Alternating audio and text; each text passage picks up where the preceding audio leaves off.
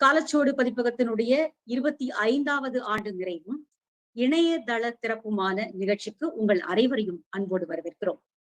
மிகப்பெரிய மேடையில் நடந்திருக்க வேண்டிய நிகழ்ச்சி இது.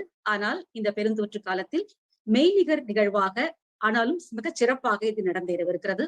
உலகம் முழுக்கவிருந்து பதிப்பாளர்களும் மொழிபெயர்ப்பாளர்களும் எழுத்தாளர்களும் ஆர்வலர்களும் இந்த நிகழ்ச்சியில் கலந்து கொள்ளவிருக்கிறார்கள். பத்மஸ்ரீ திரு கமல்ஹாசன் அவர்கள் இந்த இணையதளத்தை திறந்து வைத்து சிறப்புரையாற்றவிருக்கிறார்கள்.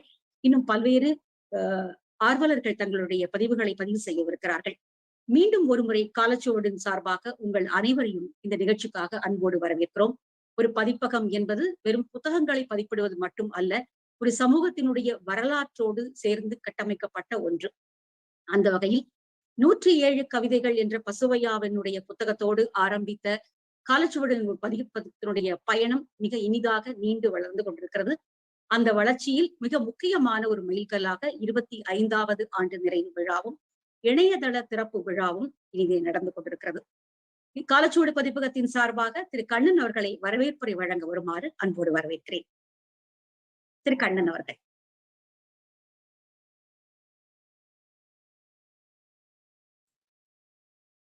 அவர் கமலஹாசன் சார் வர வரைக்கும் ஒரு நிமிஷம் வெயிட் பண்ணணுமா? சரி, வெயிட் பண்ணிட்டு அப்புறம் அவரும் இருக்கிறதானே வரவேற்புக்கு முறை இல்லையா? சரி, நீங்க வேற ஏதாவது விஷயம் சொல்ல நினைச்சீங்கன்னா அதை நீங்க எப்ப சொல்லிருங்க. பொதுவா நிகழ்ச்சியை பத்தியோ பதிப்பகம் பத்தி. ஆமா, இது காலச்சுவடு பதிப்பகத்தினுடைய முதல் நூல் நம்ம பார்த்தோம். 107 கவிதைகள் பசுவையா அவர்களுடையது. காலச்சுவடு பதிப்பகத்தினுடைய புத்தக வரிசை என்பது நாம் அனைவரும் அறிந்த ஒன்று. சமூகம், வரலாறு என்று பல்வேறு விதமான தமிழ் சூழலினுடைய பல்வேறு மாற்றங்களை பிரதிபலிப்பதாக இருக்கக்கூடிய புத்தகங்களை காலச்சுவடு தொடர்ந்து வெளியிட்டுக் கொண்டிருக்கிறது. அதோடு கிளாசிக் வரிசை என்ற வரிசையின் படியாக பழைய இலக்கியங்களுடைய பல புத்தகங்களை மறு பதிப்பு செய்து மிக முக்கியமான பணியையும் காலச்சுவடு ஆற்றிக் கொண்டிருக்கிறது.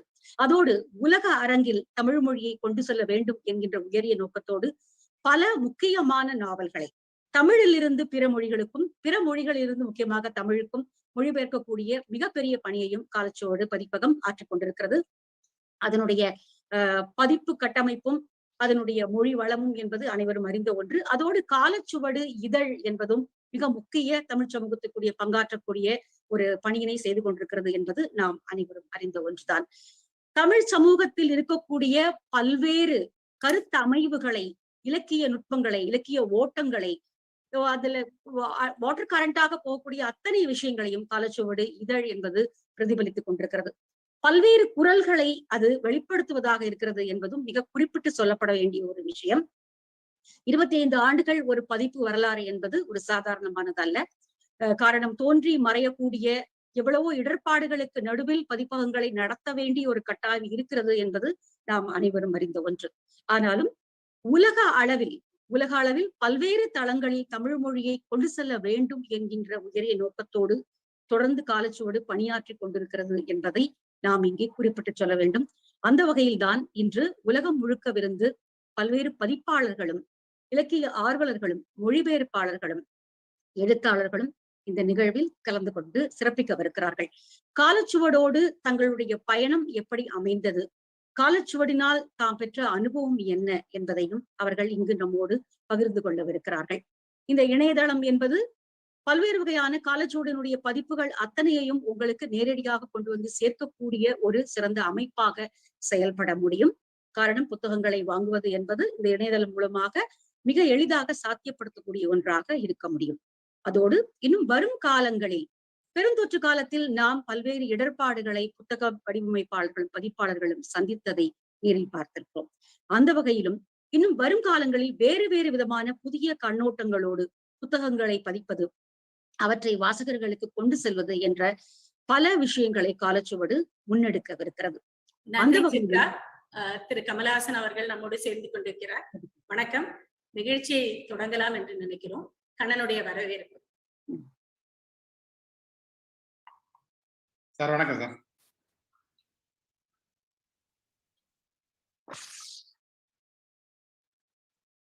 அனைவருக்கும் என்னுடைய வணக்கம். இன்றைய நிகழ்விற்கு உங்கள் அனைவரையும் அன்புடன் வரவேற்கிறேன். காலச்சோடு பதிப்பகத்தின் 25ஆம் ஆண்டு என்பது ஒரு முக்கியமான மைல்கல். எங்களுக்கு திரும்பி பார்த்து மதிப்பிட ஒரு தருணம். எங்களுடைய முதல் வெளியீடு 1996 வெளிவந்தது. காலச்சூடுக்காக நாங்கள் வாங்கிய முதல் கணினியில் இந்நூலின் பிரதி உள்ளீடு செய்யப்பட்டது. அதை செய்தவர் லீலா. பக்கங்களை வடிவமைத்தது என்னுடைய மனைவி மைதிலி. பிளாப்பி, மாஸ்டர் போன்ற இன்று வழக்கொழிந்துவிட்ட சொற்களும் தொழில்நுட்பமும் புழங்கிய ஒரு காலகட்டம் அது. எங்களுடைய முதல் நூல் பசுவையாவின் 107 கவிதைகள். பசுவையா என்ற புனைப்பெயரில் சூரா பிரசுரித்த கடைசி நூல் இதுதான். சூராவின் எல்லா கவிதைகளையும் நாங்கள் தொகுத்து பார்த்தபோது 108 கவிதைகள் இருந்தன. 108 என்ற ஐசூரியமான எண் தலைப்பில் வருவதை சூரா விரும்ப மாட்டார் என்று எனக்கு தெரியும். எனவே இப்படி ஒரு யோசனையை முன்வைத்தேன். தொகுப்பின் உள்ளே 107 கவிதைகள் இருந்தன. பின்னட்டையில் ஒரு கவிதை, எஞ்சும் ஒரு கவிதை என்ற தலைப்பில் பிரசுரமாயிற்று. அது சூரா அடித்து திருத்திய பிரதியாக இருந்தது. இப்படி முதல் அட்டையில் திருஷ்டி பரிகாரத்துடன் தொடங்கியதாலோ என்னவோ காலச்சுவடு பதிப்பகம் சோடை போகாமல் தொடர்ந்து நடந்து வருகிறது. இன்று 1000 நூல்களுக்கு மேல் வெளிவந்து விட்டன.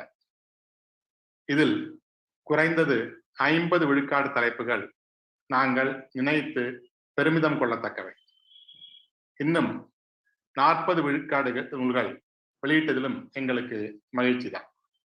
இன்னும் ஒரு 8 விழுக்காடு நூல்களை நினைத்து நாங்கள் வெட்கப்பட வேண்டியதில்லை. இந்த 25 ஆண்டுகளில் முதல் 90% நிறுத்திக் கொள்ளும் அளவிற்கு விவேகம் எங்கள் குழுவுக்கு வளர்ந்திருக்கிறது என்று நினைக்கிறேன். காலச்சுவடை நாங்கள் தமிழக இந்திய பதிப்பகமாக கருதுவதில்லை. தமிழில் நூல் வெளியிடும் உலக பதிப்பகமாகவே கருதி செயல்படுகிறோம். இந்த நிகழ்வில் கலந்து கொள்ளும் அனைவருக்கும் என்னுடைய மனமார்ந்த நன்றி. முதலில் கமல்ஹாசன் அவர்கள் தமிழ் புத்தக பண்பாட்டின் மீது கரிசனமுடைய ஒரு கலைஞர், உயர் நட்சத்திர மதிப்புடைய பன்முக ஆளுமை. கடந்த ஆண்டின் இறுதியிலும் இந்த ஆண்டின் தொடக்கத்திலும் பெரும் தொற்றின் தாக்கத்தில் தமிழ் புத்தக உலகம் துவண்டிருந்த போது, அரசியல் பணிகள் மிகுந்திருந்த ஒரு காலத்தில் தொடர்ந்து நேரம் ஒதுக்கி தமிழ் நூல்களை தன்னுடைய பரந்த வட்டத்தில் அறிமுகப்படுத்தினார். இதன் தாக்கம் கணிசமானது. அவர் குறிப்பிட்ட ஒவ்வொரு நூலும் அடுத்த மாதங்களில் ஒரு பதிப்பு விற்று தீரும் அளவுக்கு விற்பனை ஆயின. இந்த தாக்கம் இன்றும் நீடிக்கிறது. இன்றைய நிகழ்விற்கு அவரை அன்புடன் அழைக்கிறேன். 35 ஆண்டுகளுக்கு முன்னர் நண்பர் ஸ்ரீதரையும் அவருடைய இணையர் வைதேகியையும் நாரூரில் சூராவை அவர்கள் பார்க்க வந்த போது சந்தித்தேன். எங்கள் துணிக்கடையில் கல்லாப்பெட்டியில் ஒரு பரபரப்பான நாளில் நான் அமர்ந்திருந்த போது இருவரும் மற்றொரு நண்பருடன் கடைக்குள் நுழைந்தது ஒரு காட்சியாக மனதில் பதிந்திருக்கிறது. இந்த பயணியின் வளர்பிறையான பயணத்தின் ரசிகர்களில் நானும் ஒருவர். பதவி உயர உயர தமிழ் உதிர்ந்து போவதுதான் வழமை. ஸ்ரீதரன் தனது சீன தமிழ் நேரடி மொழிபெயர்ப்பு வழியாகவும் எழுத்தின் வழியாகவும் இன்னும் ஆழமாக தமிழ் மொழியிலும் பண்பாட்டிலும் சமூக மாற்றத்திலும் கால் பதித்து வருகிறார். Neeta Gupta. Neeta Gupta is foremost a fellow Indian language publisher. She is a friend of over a decade, a well-wisher and an active supporter of Kalachod. Neeta ably organized the Jaipur Bookmark, which was a hub for publishers inside the Jaipur Book Fair for many years. Neeta has always taken a keen interest in promoting Indian languages publishing. Publishers Exchange, which Neeta launched during the first lockdown, has been an oasis for Indian language publishers during these parched times. I first went to Frankfurt Book Fair in the year 2007. I was invited on an amazing program run by the book fair company called the Frankfurt Book Fair Fellowship Program. It was a turning point for College World. Since my first visit to the Frankfurt, Claudia Kaiser has remained the vice president, guiding the fair through its many challenges, encouraging publishers from all over the globe, securing the position of Frankfurt Messe as the largest book fair in the world. I am delighted that she has sent us a message to be shared with you today. Kalachod has worked with the French Book Office in New Delhi for over a decade now. Since Christian Corner took over as the attaché for books a couple of years ago, our cooperation has intensified further. Christian has taken a special interest not only in promoting French writings, but also in promoting Indian and Tamil writings in France. Linda Oes is a dear publishing colleague from Malaysia. We have co-exhibited in the Southeast South Asia collective stand organized by Linda in the Frankfurt Book Fair for many years. Linda has been a pillar of strength to Kalachod's many activities in Frankfurt over the years. Leonard Fernandez is a Goan book publisher and a bookseller. He co-founded Publishing Next, which is probably the first publishers conference in India. Publishing Next has promoted solidarity among Indian publishers for over a decade now. I am delighted to invite Linda, Christian, and Leo to this evening's events. Tamil பதிப்புலகை புதிய திணைகளுக்கு கொண்டு செல்ல வேண்டும் என்ற ஆர்வமுடைய நண்பர் புகழேந்தி. தமிழ் பதிப்புச் சூழலில் ஆழங்கால் பதித்திருப்பவர். பப்பாசியின் செயலாளராக சென்னை புத்தக சந்தையை விரிவுபடுத்தியவர். சிக்ஸ்த் சென்ஸ் என்ற ஊக்கமுடைய பதிப்பகத்தின் பதிப்பாளர். ஷர்மிளா சையத் எழுத்தாளர், கவிஞர், சமூக செயல்பாட்டாளர். வாழ்வின் சவால்களையும் சமூகத்தின் தடைகளையும் கடந்து அவர் மேற்கொண்டு வரும் பயணம் நம் அனைவருக்குமே உத்வேகம் தரவல்லது. தமிழ் பிரபா முதல் படைப்புகள் தமிழில் விற்பனையில் சாதனை படைப்பதே இல்லை. இந்நிலையை மீறி வாசகர் கவனத்தை வெளிவந்த உடனேயே பெற்ற படைப்பு பேட்டை. நட்சத்திர இயக்குனர் பா ரஞ்சித்துடன் இணைந்து செயல்பட்டு வருகிறார். விரைவில் தமிழ் திரையில் பிரபுதேவாவின் வாரிசாக தோன்றுவார் என்ற நம்பிக்கையும் எனக்கு உண்டு. புகழேந்தி, ஷர்மிளா சையத், தமிழ் பிரபா ஆகியோரை அன்புடன் இந்த நிகழ்விற்கு வரவேற்கிறேன். நண்பர் நீதிபதி சுவாமிநாதன் அவர்களை அரவிந்தன் அறிமுகப்படுத்த 25 ஆண்டுகளுக்கு முன்னர் அவர் இளம் வழக்கறிஞராக இருந்தபோது சந்தித்தேன். அப்போது இலக்கிய வாசகனாக சூராவுக்கு கடிதம் எழுதிய செய்தியை அவர் என்னுடன் பகிர்ந்து கொண்டார். அன்றிலிருந்து காலச்சூடுக்கு மிகப்பெரிய பக்கபலமாக இருந்தவர். பெருமாள் முருகன் பிரச்சனையில் அவருடைய ஆணித்தரமான பங்களிப்பு பெருமாள் முருகனுக்கு பெரும் ஊக்கம் தருவதாகவும் சாதகமான தீர்ப்பு பெற அடிப்படை அமைப்பதாகவும் இருந்தது.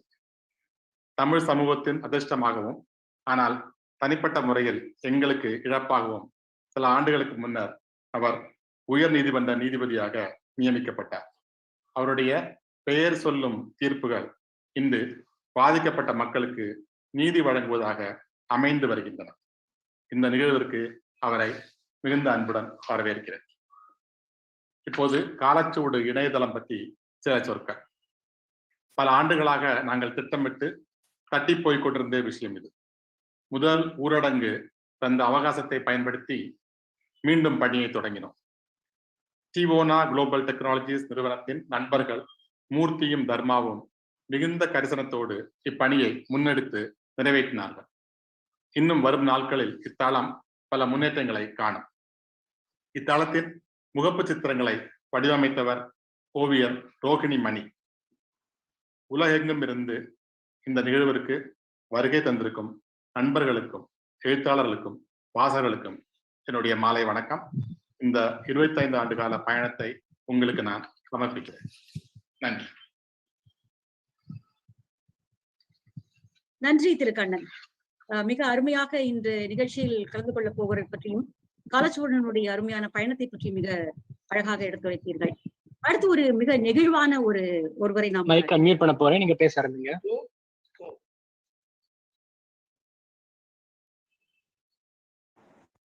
ஹலோ சொல்லுமா.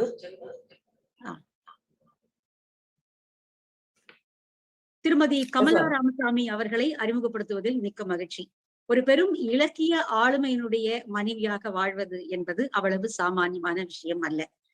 திருமதி கமலா அவர்களும் ஒரு இலக்கிய கதாபாத்திரம் போலவே நிறைய பேருடைய புனைவுகளிலும் எழுத்துக்களிலும் இன்னும் வாழ்ந்து கொண்டிருக்கிறவர். அந்த வகையில் 51 ஆண்டு கால நீண்ட அவருடைய அந்த பயணத்தை பற்றியும் சுந்தர ராமசாமி அவர்களோடு அவருக்கு இருந்த அந்த அன்பு வாத்சல்யம் பற்றியும் காலச்சுவடு ஒரு சிறு குழந்தையாக நடை பயிலத் தொடங்கிய அந்த அனுபவங்களை பற்றியும் இன்று அவர் நம்மோடு பகிர்ந்து கொள்கிறார். தம்முடைய வாழ்த்துக்களையும் வழங்கவிருக்கிறார். திருமதி கமலா ராமசாமி அம்மா வாங்க.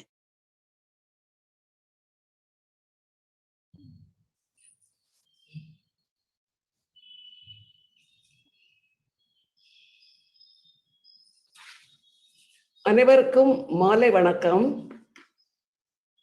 சென்னை, பாண்டிச்சேரி, கோவை, பெங்களூர், பம்பாய், தில்லி, சிங்கப்பூர் போன்ற நகரங்களுக்கு சூரா செல்லும் போது வாங்கிய புத்தகங்கள், அது தவிர அமெரிக்கா போக ஆரம்பித்த பிறகு $1 $2 கிடைக்கும் அருமையான பழைய புத்தகங்களை வாங்கி அதற்கென்றே ஒரு பெட்டியை ஒதுக்கி ஒவ்வொரு பயணத்திலும் கொண்டு வந்த புத்தகங்கள் என்று கணக்கில் அடங்காத புத்தகங்கள்.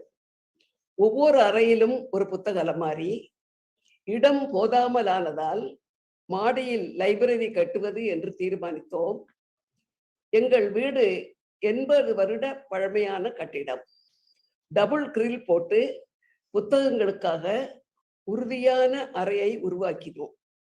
அப்படியாக சூரா மூலமாக உலகம் முழுவதில் உள்ள புத்தகங்கள் நாகர்கோவில் வந்து சேர்ந்தன. புத்தகங்களை வாங்கி வந்தது பெரிய விஷயம்தான் என்றாலும் சூரா அந்த புத்தகங்களை எல்லாம் வாசித்து இருக்கிறார் என்பது ஆச்சரியம் தரும் காரியம். அதற்கான அடையாளங்கள் புத்தகங்களில் தெரிகிறது. அடிக்குறிப்போ, அடிக்கோடிட்டோ, படித்த தேதியோ ஏதோ ஒரு அடையாளம் நூல்களில் தெரிகிறது என்று சுகுமாரன் பேச்சுக்கு நடுவில் சொல்லி இருக்கிறார். இன்று அந்த நூலகத்தை சுற்றித்தான் காலச்சுவடு அலுவலகம் சுறுசுறுப்பாக இயங்கிக் கொண்டிருக்கிறது.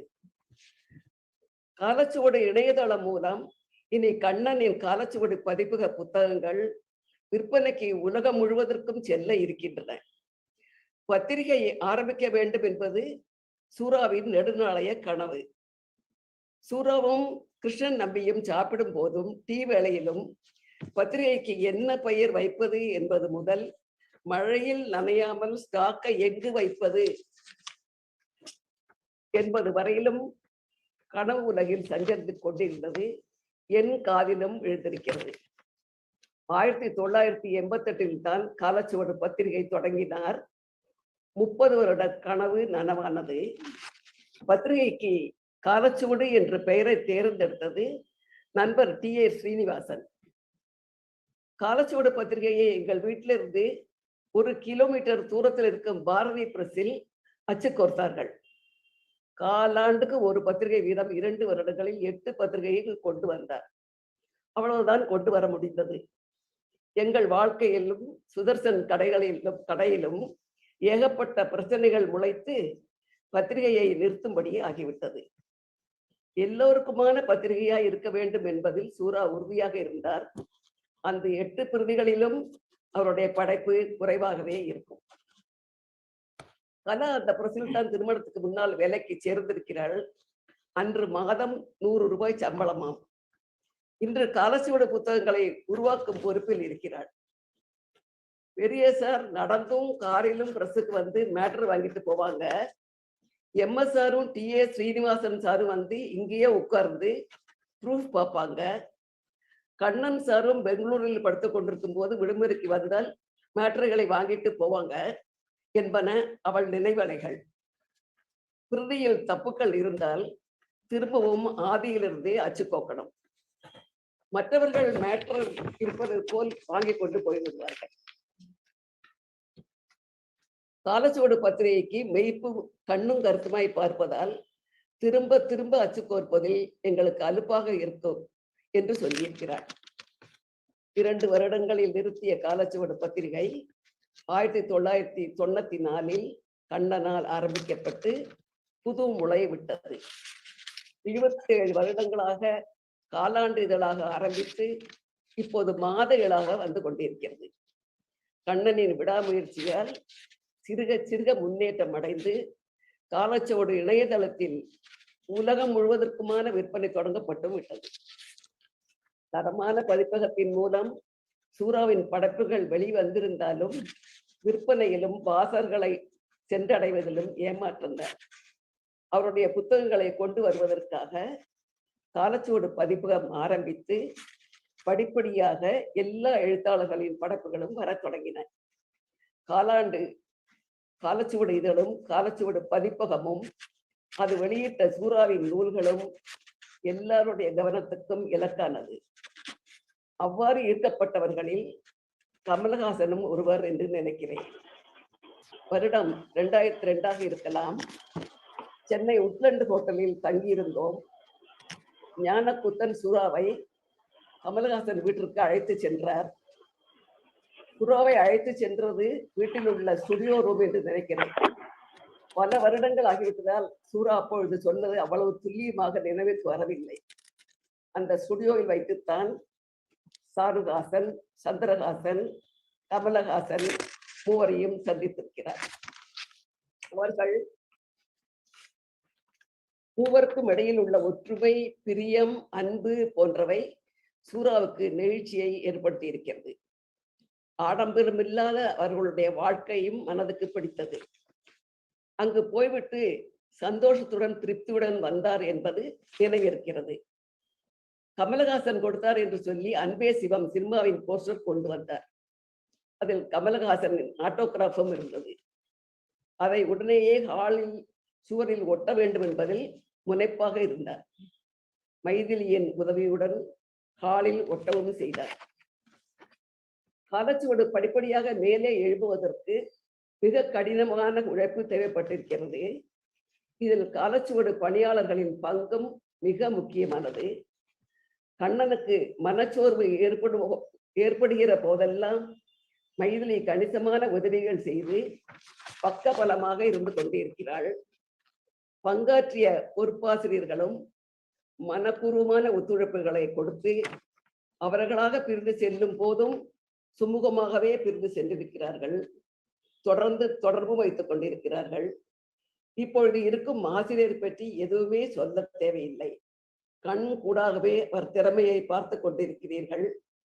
இவர்கள் அனைவரின் ஒத்துழைப்புடன் இன்று காலச்சுவடு இதழும் பதிப்பகமும் தமிழின் கலாச்சார அடையாளங்களில் ஒன்றாக மாறியிருக்கிறது. வணக்கம், நன்றி. மிக்க நன்றி கமலாம்மா. ரொம்ப நெகிழ்வான ஒரு உங்களுடைய அனுபவத்தை பகிர்ந்துட்டீங்க. நீங்க அது குழந்தையாகவே இருந்து வளர்ந்து எப்படி தளநடை போட்டதோ அது கூடவே இருந்து பார்த்தவங்க. அதனால அது உங்களுடைய இந்த பேச்சு என்பது ரொம்ப நெகிழ்ச்சி ஊட்டக்கூடியதாகவும் நீங்க கூடவே இருந்து பார்த்ததை எங்களுக்கு பகிர்ந்தது வந்து ரொம்ப மகிழ்ச்சியா இருந்தது. நெஞ்சில் ஒளிரும் சுடர், நான் தைலாம்பாள் 2 புக்கு எழுதியிருக்கீங்க. இன்னமும் நிறைய உங்களுடைய அனுபவங்களை நீங்க பகிர்ந்துக்கணும் அப்படின்னு கேட்டுக்கிறோம். மிக்க நன்றி. காலச்சுவடு பதிப்பகத்தினுடைய 25வது ஆண்டு நிறைவு இணையதள திறப்பு. இதற்கு சிறப்பு அழைப்பாளராக வந்திருப்பவர் பத்மஸ்ரீ கமல்ஹாசன் அவர்கள். திரைக்கலைஞராக அவருக்கு எந்த அறிமுகமும் இங்கு தேவையில்லை. ஆனால் அவர் ஒரு புத்தகங்களின் காதலர். சமீபத்தில் பெரும் தொற்று காலத்தில் அவர் புத்தகங்களை அறிமுகப்படுத்திய பல காணொளிகளை நாம் பார்த்தோம். தன்னுடைய மிக சுமை மிகுந்த பணிக்காலத்திலும் கூட புத்தகங்களை தேடி வாசிக்கக்கூடிய அவருடைய அந்த ஆர்வமும் செயலூக்கமும் வியப்பூட்டக்கூடியது, இளைஞர்களை ஈர்க்கக்கூடியது. அந்த வகையில் இந்த விழாவிற்கு அவர் வந்திருப்பது மிக சிறப்பு சேர்க்கக்கூடிய ஒன்று. காலச்சுவடு அதற்காக பெருமை அடைகிறது. பத்மஸ்ரீ கமல்ஹாசன் அவர்களை உரையாற்றுமாறு அன்போடு வரவேற்கிறோம். வணக்கம். காலச்சுவடு என்ற ஒரு அற்புத முயற்சி இன்னும் தொடர்கிறது என்பதில் என்னை போன்ற வாசகர்களுக்கு மிகுந்த மகிழ்ச்சி. இந்த நின்று போன கதை சொன்னார்கள் கவனம்மா அவர்கள். நானும் அதே காலகட்டத்தில் மையம் என்ற பத்திரிகை தொடங்கி நடத்த முடியாமல் நிறுத்தி இருக்கிறேன். அது ஒரு சினிமா சம்பந்தப்பட்ட கலைஞன் நடத்தும் பத்திரிகை என்பதற்காக அந்த சாயலில் இருக்கக்கூடாது என்று வீம்பாக பலரும் எழுதியிருக்கிறார்கள். சுந்தர ராமசாமி அவர்களிடமும் கதை கேட்டு வாங்க வேண்டும் என்று மனதில் ஆசை இருந்தது. அதற்குள் பத்திரிகை நின்று விட்டது. ஆனால் அசோகந்திரன் எழுதியிருக்கிறார், சுஜாதா எழுதியிருக்கிறார். இப்படி இந்த மாதிரியான பேரெழுத்தாளர்களை கொண்டு என் ரசிகர்கள் கையில் கொண்டு சேர்க்க வேண்டும் என்பது கொஞ்சம் பேராசை என்பது பிறகுதான் தெரிந்தது.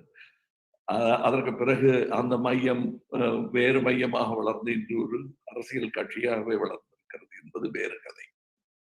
இப்பொழுது உங்கள் அந்த 96ல 107 பசுமையாயன் கவிதைகளாக துவங்கியது இன்று இன்னமும் நடந்து கொண்டிருக்கும் ஒரு பத்திரிகையாக, அதுவும் டிஜிட்டல் தொழில்நுட்பத்தில் நடந்து கொண்டிருப்பது என்னுடைய கனவு நனவான ஒரு உணர்வு.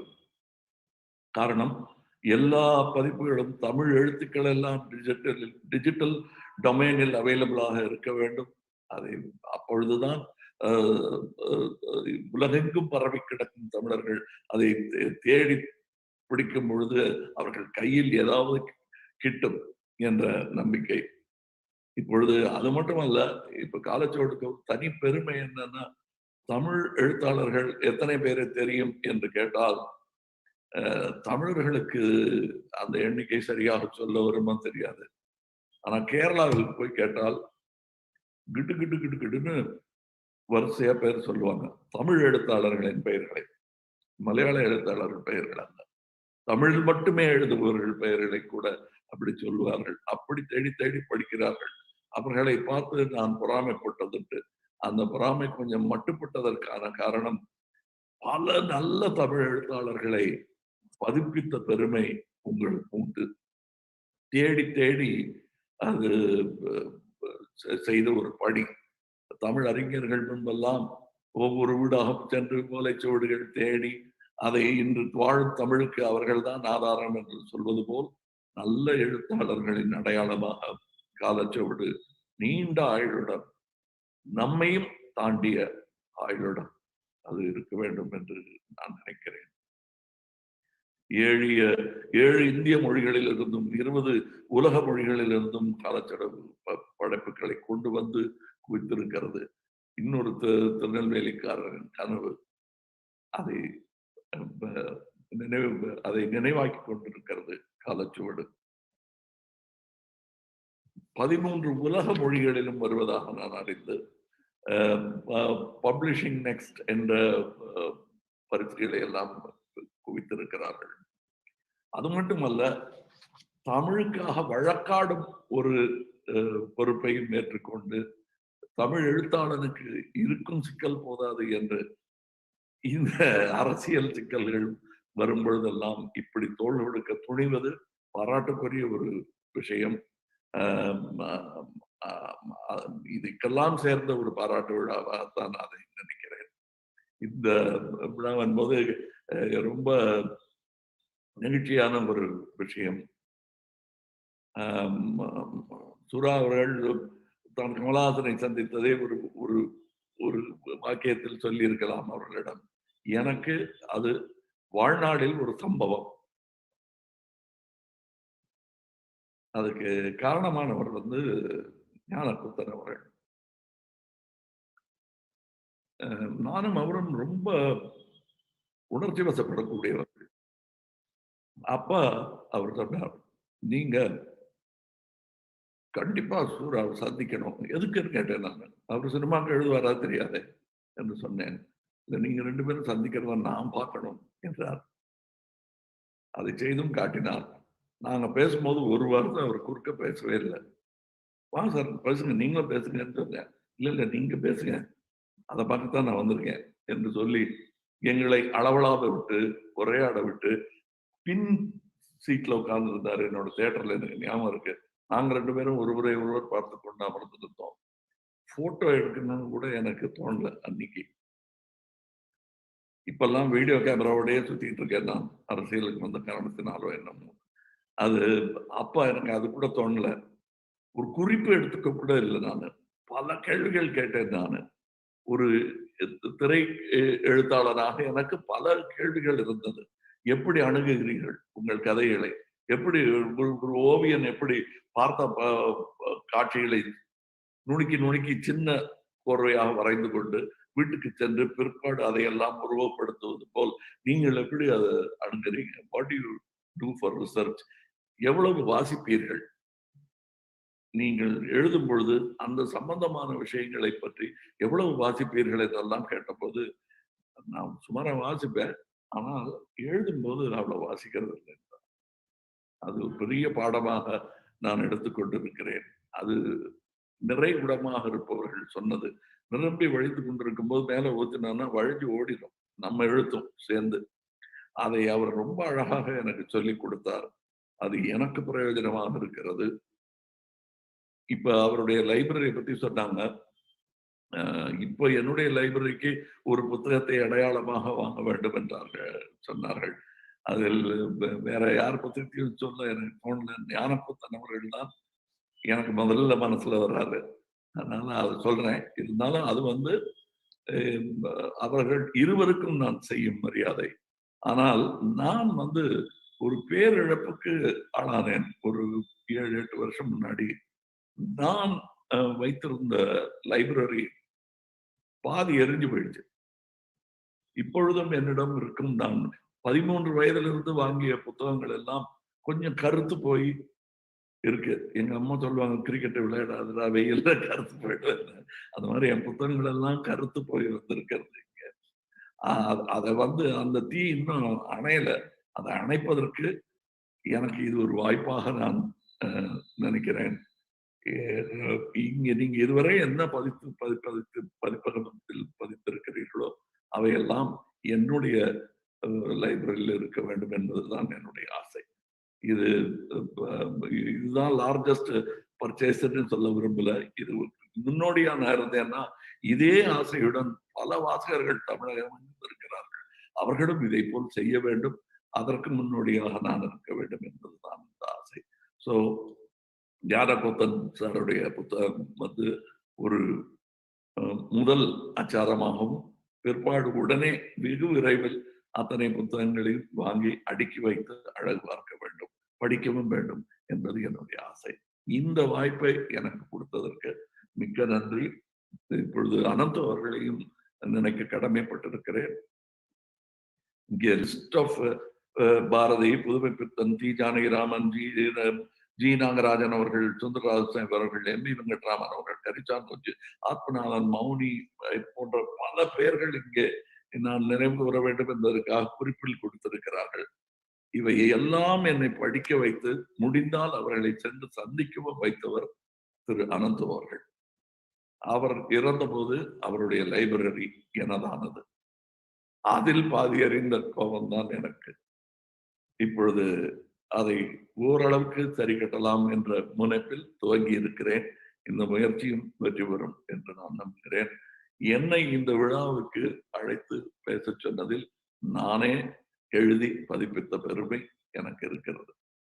இது பக்கத்திலிருந்து வேடிக்கை பார்ப்பதில் இருக்கும் சந்தோஷம் மிக மிக ஒரு அற்புதமான சந்தோஷம். இது ஏதோ அவையடக்கத்திற்காக சொல்கிறேன் என்று தயவு செய்து நினைத்து விடாதீர்கள். என்னிடம் கேட்பார்கள், ஒரு இயக்குனர் ஆகிவிட்டீர்கள், சினிமாவின் உச்சகட்டம் அதுதான், அப்பொழுது நீங்கள் அடுத்த கட்டமாக எதை, உயர் பதவி என்று எதை நினைக்கிறீர்கள் என்று என்னிடம் கேட்கும் போதெல்லாம் நான் உண்மையாக உணர்ந்து சொல்வது, நான் மட்டுமல்ல உலகத்தில் இருக்கும் பல பெரிய இயக்குநர்களிடம் சொல்வது, மீண்டும் ரசிகனாக மாற வேண்டும் என்ற அந்த பேராவல் அதை எங்கோ இழந்து விடுகிறோம். படைப்பாளி என்ற ஒரு கர்வத்தில் அந்த ரசிக்கும் தன்மையை இழந்து விடுகிறோம்.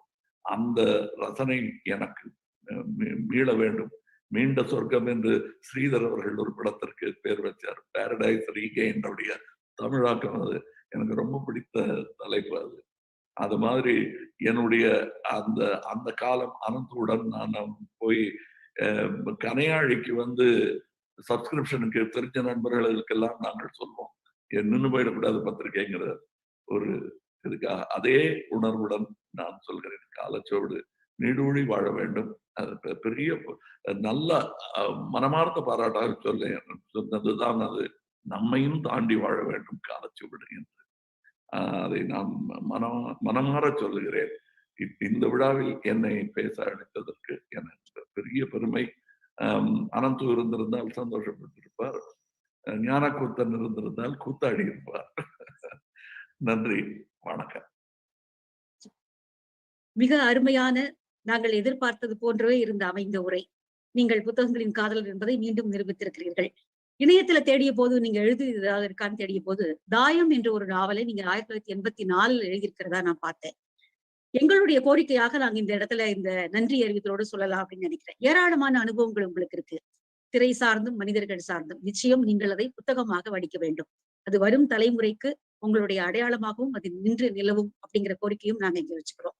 அந்த வகையில இணையதளத்தினை திறந்து வைத்து சிறப்பிக்குமாறு கேட்டுக்கொள்வோம். காலச்சுவடு இணையதளத்தை திறந்து வைக்குமாறு அன்போடு கேட்டுக்கொள்வோம்.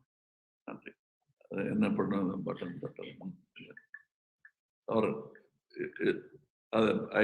டிக்ளேர் இட் ஓபன்னா போதுமா?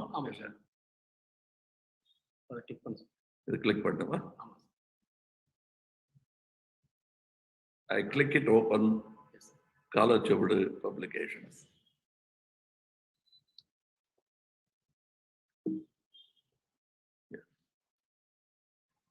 ஓ, நம்ம இங்க தெரியுது. Excellent, excellent.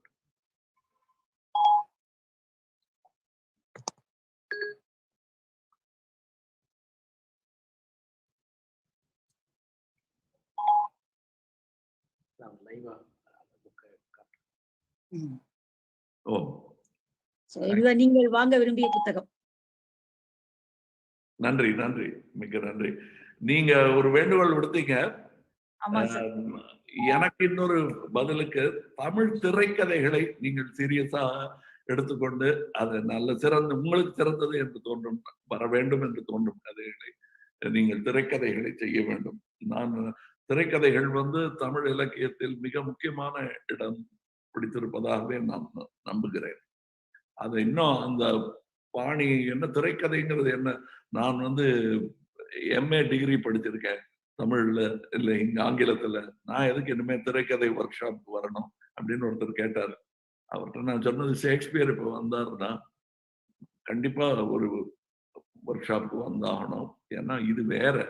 நாம ஹோமோ எரெக்டஸ் ஆயிட்டோங்கிறதுனால நடை தெரியும்னு நம்பிடக்கூடாது.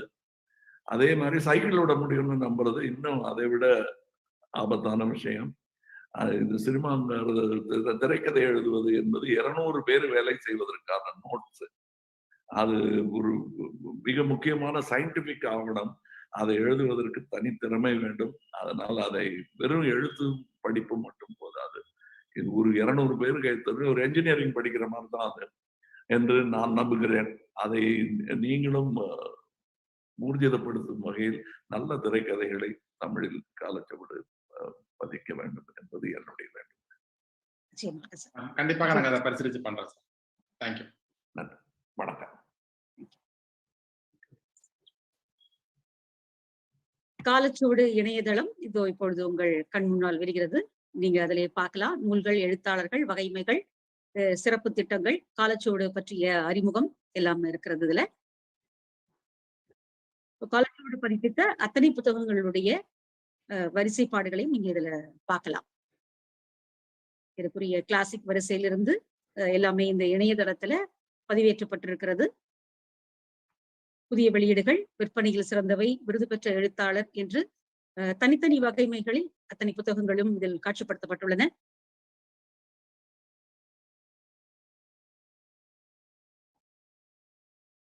காலச்சுவடு இணையதளத்தை திறந்து வைத்து இதில் அத்தனை புத்தகங்களையும் தன்னுடைய நூலகத்திற்காக ஒரு காப்பி வாங்குவேன் என்று சொல்லி அதோடு மிக முக்கியமான திரைக்கதைகளை எழுத வேண்டும் என்கின்ற யோசனைகளையும் வெளியிட்ட பத்மஸ்ரீ திரு கமல்ஹாசன் அவர்களுக்கு எங்களுடைய நன்றி காலச்சுவடின் சார்பாக.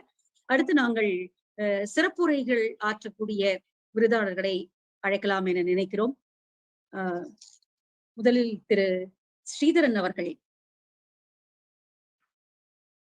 ஸ்ரீதரன் பேசலாமா? வணக்கம் சார். வணக்கம். வணக்கம். ஸ்ரீதரன் சாருக்கு அறிமுகம் என்ன சொல்றது அப்படின்னா, இந்திய அயலுறவுத்துறையின் உயர் அலுவலர். ஆனா அதை விட முக்கியமா வாரிச்சோடினும் பார்ப்பவர் இல்லை. அந்த புத்தகத்தின் மூலமாக நீங்கள் தமிழ் உலகத்துல மிக முக்கியமான இடம் பிடிச்சிங்க. சீனத்தினுடைய சங்க இலக்கியம் என்று சொல்லப்படக்கூடிய அந்த பாடல்களை, கிட்டத்தட்ட ஒரு 35 பாடல்களை சீன மொழியிலிருந்தே நேரடியாக மொழிபெயர்த்து கொடுத்தீர்கள். அதை விட உங்களை எனக்கு ஐக்கியா ஸ்ரீதரன் என்றுதான் நினைவிருக்கிறது. உங்களுடைய நாடக விழாக்களுக்கு நான் வந்திருக்கிறேன். குட்டி இளவரசனை நீங்கள் நடத்தியது இன்னும் கண்களுக்குள் அப்படியே இருக்கிறது. குட்டி இளவரசனுடைய பயிற்சியில நான் பார்த்திருக்கேன். அந்த அந்த தீவு திடல்ல நடக்கக்கூடிய அந்த இதுல அங்க இருக்கக்கூடிய அந்த நினைவுகள் உங்களுடைய பெயரை கேட்ட உடனேயும் பெரியுது. உங்களுடைய சமூக வலைதளம் என்பது ரொம்ப ரொம்ப வண்ணமயமானது, வாழ்க்கையில் உத்வேகம் ஊட்டக்கூடியது. ஆர்வமும் துடிப்பும் நிறைந்த திரு ஸ்ரீதரன் அவர்களை சிறப்புரையாற்றுமாறு அன்போடு வரவேற்கிறோம். நன்றி சித்ரா. அனைவருக்கும் வணக்கம். நான் பேச்சு தமிழுக்கு இறங்கிடலாம் நினைக்கிறேன். முக்கியமா ஒரு எழுத்தாளரா, ஒரு வாசகனா, ஒரு மனிதனா எனக்கும் காலச்சுவடுக்கும் இருக்க சில பதிவுகளை இங்க சொல்லலாம் அப்படின்னு நினைக்கிறேன். உங்களுக்கெல்லாம் இந்த அனுபவம் இருக்குமான்னு தெரியல. அதாவது மற்றவங்களுக்கு எல்லாருக்கும் சாதாரணமா இருக்க ஒரு விஷயம் சில பேரோட வாழ்க்கையில சிக்கல. எனக்கு அந்த மாதிரி சில விஷயங்கள் இருக்கு. உதாரணமா இப்ப உங்ககிட்ட யாராவது உங்க பேர் என்ன, நீங்க என்ன வேலை செய்றீங்க அப்படின்னு கேட்டீங்கன்னா உடனே நீங்க சொல்லுவீங்க, நான் கமலா, நான் இன்ஜினியரா இருக்கேன். நான் குமார், நான் டாக்டரா இருக்கேன் அப்படின்னு சொல்லுவீங்க. நான் ஸ்ரீதரன், நான் டிப்ளமேட்டா இருக்கேன் அப்படின்னா முடிஞ்சு போச்சு கதை. அந்த டிப்ளமேட்டா இருக்கேன் அப்படின்னு சொன்னதுக்கு அப்புறம் அந்த எதிர நிக்கிறவங்களுடைய முகத்துல பல குழப்பங்கள் வரும். அடுத்த கேள்வி என்ன கேட்கலாம்? இப்போ ஒரு இன்ஜினியர்னா இன்ஜினியரிங் பண்ணுவாரு, டாக்டர்னா ட்ரீட் பண்ணுவாரு, டிப்ளமேட்னா நீங்க டிப்ளமேட் பண்ணுவீங்களா அப்படின்னு ஒரு கேள்வி வரும். நான் பெய்ஜிங்ல, ஹாங்காங்ல, தாய்வான்ல, ஃபிஜில, அமெரிக்கால பல விஷயங்கள்ல நான் ஒரு பொலிட்டிக்கல் ஆஃபீஸரா இருந்திருக்கேன், கமர்ஷியல் ஆஃபீஸரா இருக்கேன், கல்ச்சர் ஆஃபீஸரா இருந்திருக்கேன். அதனால எங்க ஆரம்பிச்சு எங்க முடிக்கிறதுன்னு எனக்கும் புரியாது. இது எல்லா டிப்ளமேட்ஸ்க்கும் இருக்க ஒரு பிரச்சனை. இதுக்கு நாங்க டிப்ளமேட்டிக் ஃபீல்டுல இன்னொரு ட்ரிக் ஒன்று வச்சிருக்கோம். அந்த ட்ரிக் என்னன்னா, உடனடியா எங்களோட ஹாபிக்கு போயிடுறது. என்னோட பேர் கமலா, நான் டிப்ளமேட், நான் ஒரு பெயிண்டர் கூட. என்னோட பேர் குமார், நான் ஒரு என்ஜினியர், நான் ஒரு எழுத்தாளர் கூட. என்னோட சீனியர் சில பேர் இந்த விஷயத்த பண்ணதை பார்த்தோன்னே எனக்கு ரொம்ப ஆசை வந்துருச்சு. ஒரு டின்னர்ல முயற்சி பண்ணி பார்த்துடலாம் அப்படின்னு சொல்லிட்டு எதிர ஒரு அம்மா வராங்க. உங்க பேர் என்ன பண்றீங்கன்னு கேட்குறாங்க. அது சமோசாக்கும் ஃபோர்க்குக்கும் சண்டை நடக்கிற ஒரு டின்னர். அந்த டின்னருக்கு நடுவில் அவங்க கேட்ட உடனே நானும் உற்சாகமா சரி நம்மளோட யுத்தியை பயன்படுத்திடலாம் அப்படின்னு சொல்லி, ஸ்ரீதரன், நான் டிப்ளமேட், ஆனா நான் ஒரு எழுத்தாளனும் கூட அப்படின்னு சொன்ன உடனே அவங்க அடுத்த கேள்வி கேட்கிறாங்க, என்ன எழுதியிருக்கீங்க? இப்பதான் என்னோட நிஜமான பிரச்சனையே ஆரம்பிக்குது. நான் என்ன எழுதியிருக்கேன் அப்படின்னு அவங்களுக்கு சொல்லணும்னா, ரொம்ப சுருக்கமா சொல்லணும்னா நான் இதை சொல்லணும். சைனால கன்ஃபியூஷியஸ்னு ஒருத்தர் இருந்தாரு, அது உங்களுக்கு தெரியும். கன்ஃபியூஷியஸும் புத்தரும் கான்டெம்பரரிஸ், அதாவது 2600 வருஷத்துக்கு முன்னாடி இருந்தாங்க. அந்த காலத்துல இருந்த கன்ஃபியூஷியஸ் அவருக்கு முன்னாடி இருந்த ஒரு புக் ஆஃப் சாங்ஸ்னு ஷிழிச்சின்னு சொல்லுவாங்க. அந்த புக்கை உலகத்தின் சிறந்த புக்குன்னு 2600 வருஷத்துக்கு முன்னாடி சொல்றாரு.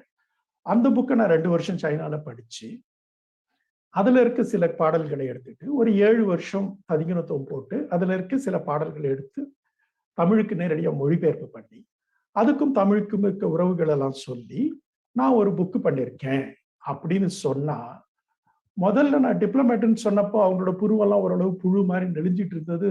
இதை சொன்ன உடனே பாம்பு மாதிரி பறந்துடும். இப்ப யோசிச்சு பாருங்க, ஒரு சாதாரண ஒரு டின்னர்ல ஒரு கான்வர்சேஷனா சொல்ல முடியாத ஒரு விஷயத்த ஒரு பப்ளிஷர் கிட்ட சொல்லி பப்ளிஷ் பண்ணணும்னா சாதாரண விஷயமா இருக்காது, ரொம்ப அசாதாரண விஷயமா இருக்கும்.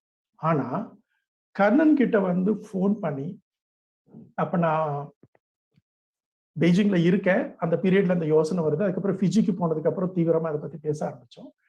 அந்த பீரியட்ல பேசினப்போ அவர் அந்த பீரியட்ல டெக்ஸ்ட் எல்லாம் பார்க்கல. பண்ணிடலாம் தரேன், பண்ணிடலாம், நீங்க அனுப்புங்க பார்த்துடலாம் அப்படிங்கிறாரு.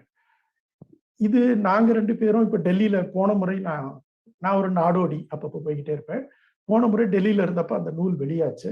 கண்ணன் நானும் இங்க டெல்லி தமிழ்ச்சங்கத்துல அந்த விழா பண்ணும்போது ஒரு மாசம் முன்னாடி தான் எங்க 2 பேருக்குமே தெரியும், மிக பழமை வாய்ந்த தமிழ் மொழிக்கும் மிக பழமை வாய்ந்த சீன மொழிக்கும் நடுவுல நேரடியா மொழிபெயர்ப்பாகிற முதல் நூல் இது அப்படின்னு. அந்த நூலுக்கு நான் 7 வருஷமா ஒர்க் பண்ணியிருக்கேன். அப்ப கூட இது வந்து முதலா இருக்கும் அதெல்லாம் எங்களுக்கு தெரியாது. நிறைய பேர் பண்ணியிருப்பாங்க, இதையும் பண்ணலாம் அப்படின்னு தான். அப்படிப்பட்ட ஒரு பதிப்பாளர் கண்ணன். காலச்சுவடு அப்படிங்கிறது வந்து என்னை பொறுத்த வரைக்கும் இந்த துய்ப்பார்க்கு துய்ப்பான விஷயங்களையும் துய்ப்பாக்கி துய்ப்பார்க்கு துய்க்கும் விஷயமாகவும் மாறும் மழை அப்படின்னு சொல்லுவார் இல்லையா வள்ளுவர். அந்த மாதிரி என்னை பொறுத்த வரைக்கும் ஒரு எழுத்தாளனா என்னை உருவாக்குனதும் அது கூடவே ஒரு வாசகனா என்னை வளர்த்ததும் ரெண்டுமே காலச்சுவடுக்கு ஒரு ரோல் இருக்கு. இன்னும் முன்னாடி இது வந்து 2012 வந்த நூல். இன்னும் முன்னாடி போனீங்கன்னா 2004 என்னோட முதல் நூல் வந்து சீன மொழி ஒரு அறிமுகம். சீன மொழி அறிமுகத்துக்கு வந்து எனக்கு அந்த கான்வர்சேஷன் ஞாபகம் இருக்கு. கண்ணன் கிட்ட நான் சொன்னேன், இதை வந்து சீன மொழியின் சிறப்பு கூறுகள்னு சொல்லலாம், அப்படி இல்லைன்னா சீன மொழியில இருக்க ரொம்ப லொல்லான விஷயங்கள் அப்படின்னு சொல்லலாம். என்ன விஷயம்னா சீன மொழியில வந்து ஆனா ஆவனா கிடையாது, எழுத்துக்கள் கிடையாது. எடுத்த உடனேயே அணில் ஆடு இலை அப்படிதான் இருக்கும். அணில வந்து நீங்க ஆ நீ இல்லுன்னு பிரிக்கிறீங்க இல்லையா, அப்படி பிரிக்க முடியாது. அது எடுத்த உடனே அணில் தான் கத்துக்கணும், ஆடுன்னு தான் கத்துக்கணும். அதனால ஒவ்வொரு சொல்லுக்கும் ஒரு கட்டம் போட்டுக்கலாம். இது ஒண்ணு சொன்னோம். ரெண்டாவது சீன மொழி வந்து ஒரு டோனல் லாங்குவேஜ்னு சொல்லுவாங்க. என்ன டோனல் லாங்குவேஜ்னா என்னன்னா, இப்போ உங்களுக்கு காஃபி வேணும் உங்க அம்மா கிட்ட கேட்குறீங்க, நீங்க வந்து மா காஃபி கொடுமா, மா காஃபி கொடுமா, மா காஃபி கொடுமா எப்படி சொன்னாலும் உங்க அம்மா தான் வருவாங்க. சீன மொழியில இப்படிலாம் சொன்னீங்கன்னா அம்மா வர மாட்டாங்க. குதிரை வரும், சணல் வரும், கோபம் வரும், எல்லாத்துக்குமே மா மா மா தான். ஆனா அது வேற வேற மாதிரி சொல்லணும். நாங்க சீன மொழி கத்துக்கும் போது கிண்டலா அந்த விஷயத்த சொல்லுவோம். ஒரு பாட்டு இருக்கு. அந்த பாட்டு வந்து மாமா சீமா மாமா மாமா அப்படின்னு போகும். அதாவது அம்மா குதிரையில போய்கிட்டு இருந்தாங்க, குதிரை ரொம்ப ஸ்லோவா போச்சு, அம்மா குதிரையை திட்டினாங்க, அது எல்லாமே மாலிய வரும். அந்த மாதிரியான ஒரு மொழி.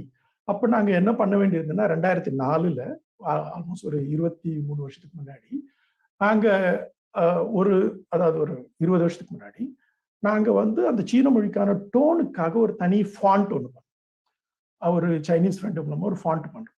ஸோ ஒரு 20 வருஷத்துக்கு முன்னாடி ஒரு தமிழ் புக்ல தமிழ் ஃபாண்ட் ஓடுது, சைனீஸ் ஃபாண்ட் ஓடுது, இந்த டோனுக்கான ஃபாண்ட் ஓடுது.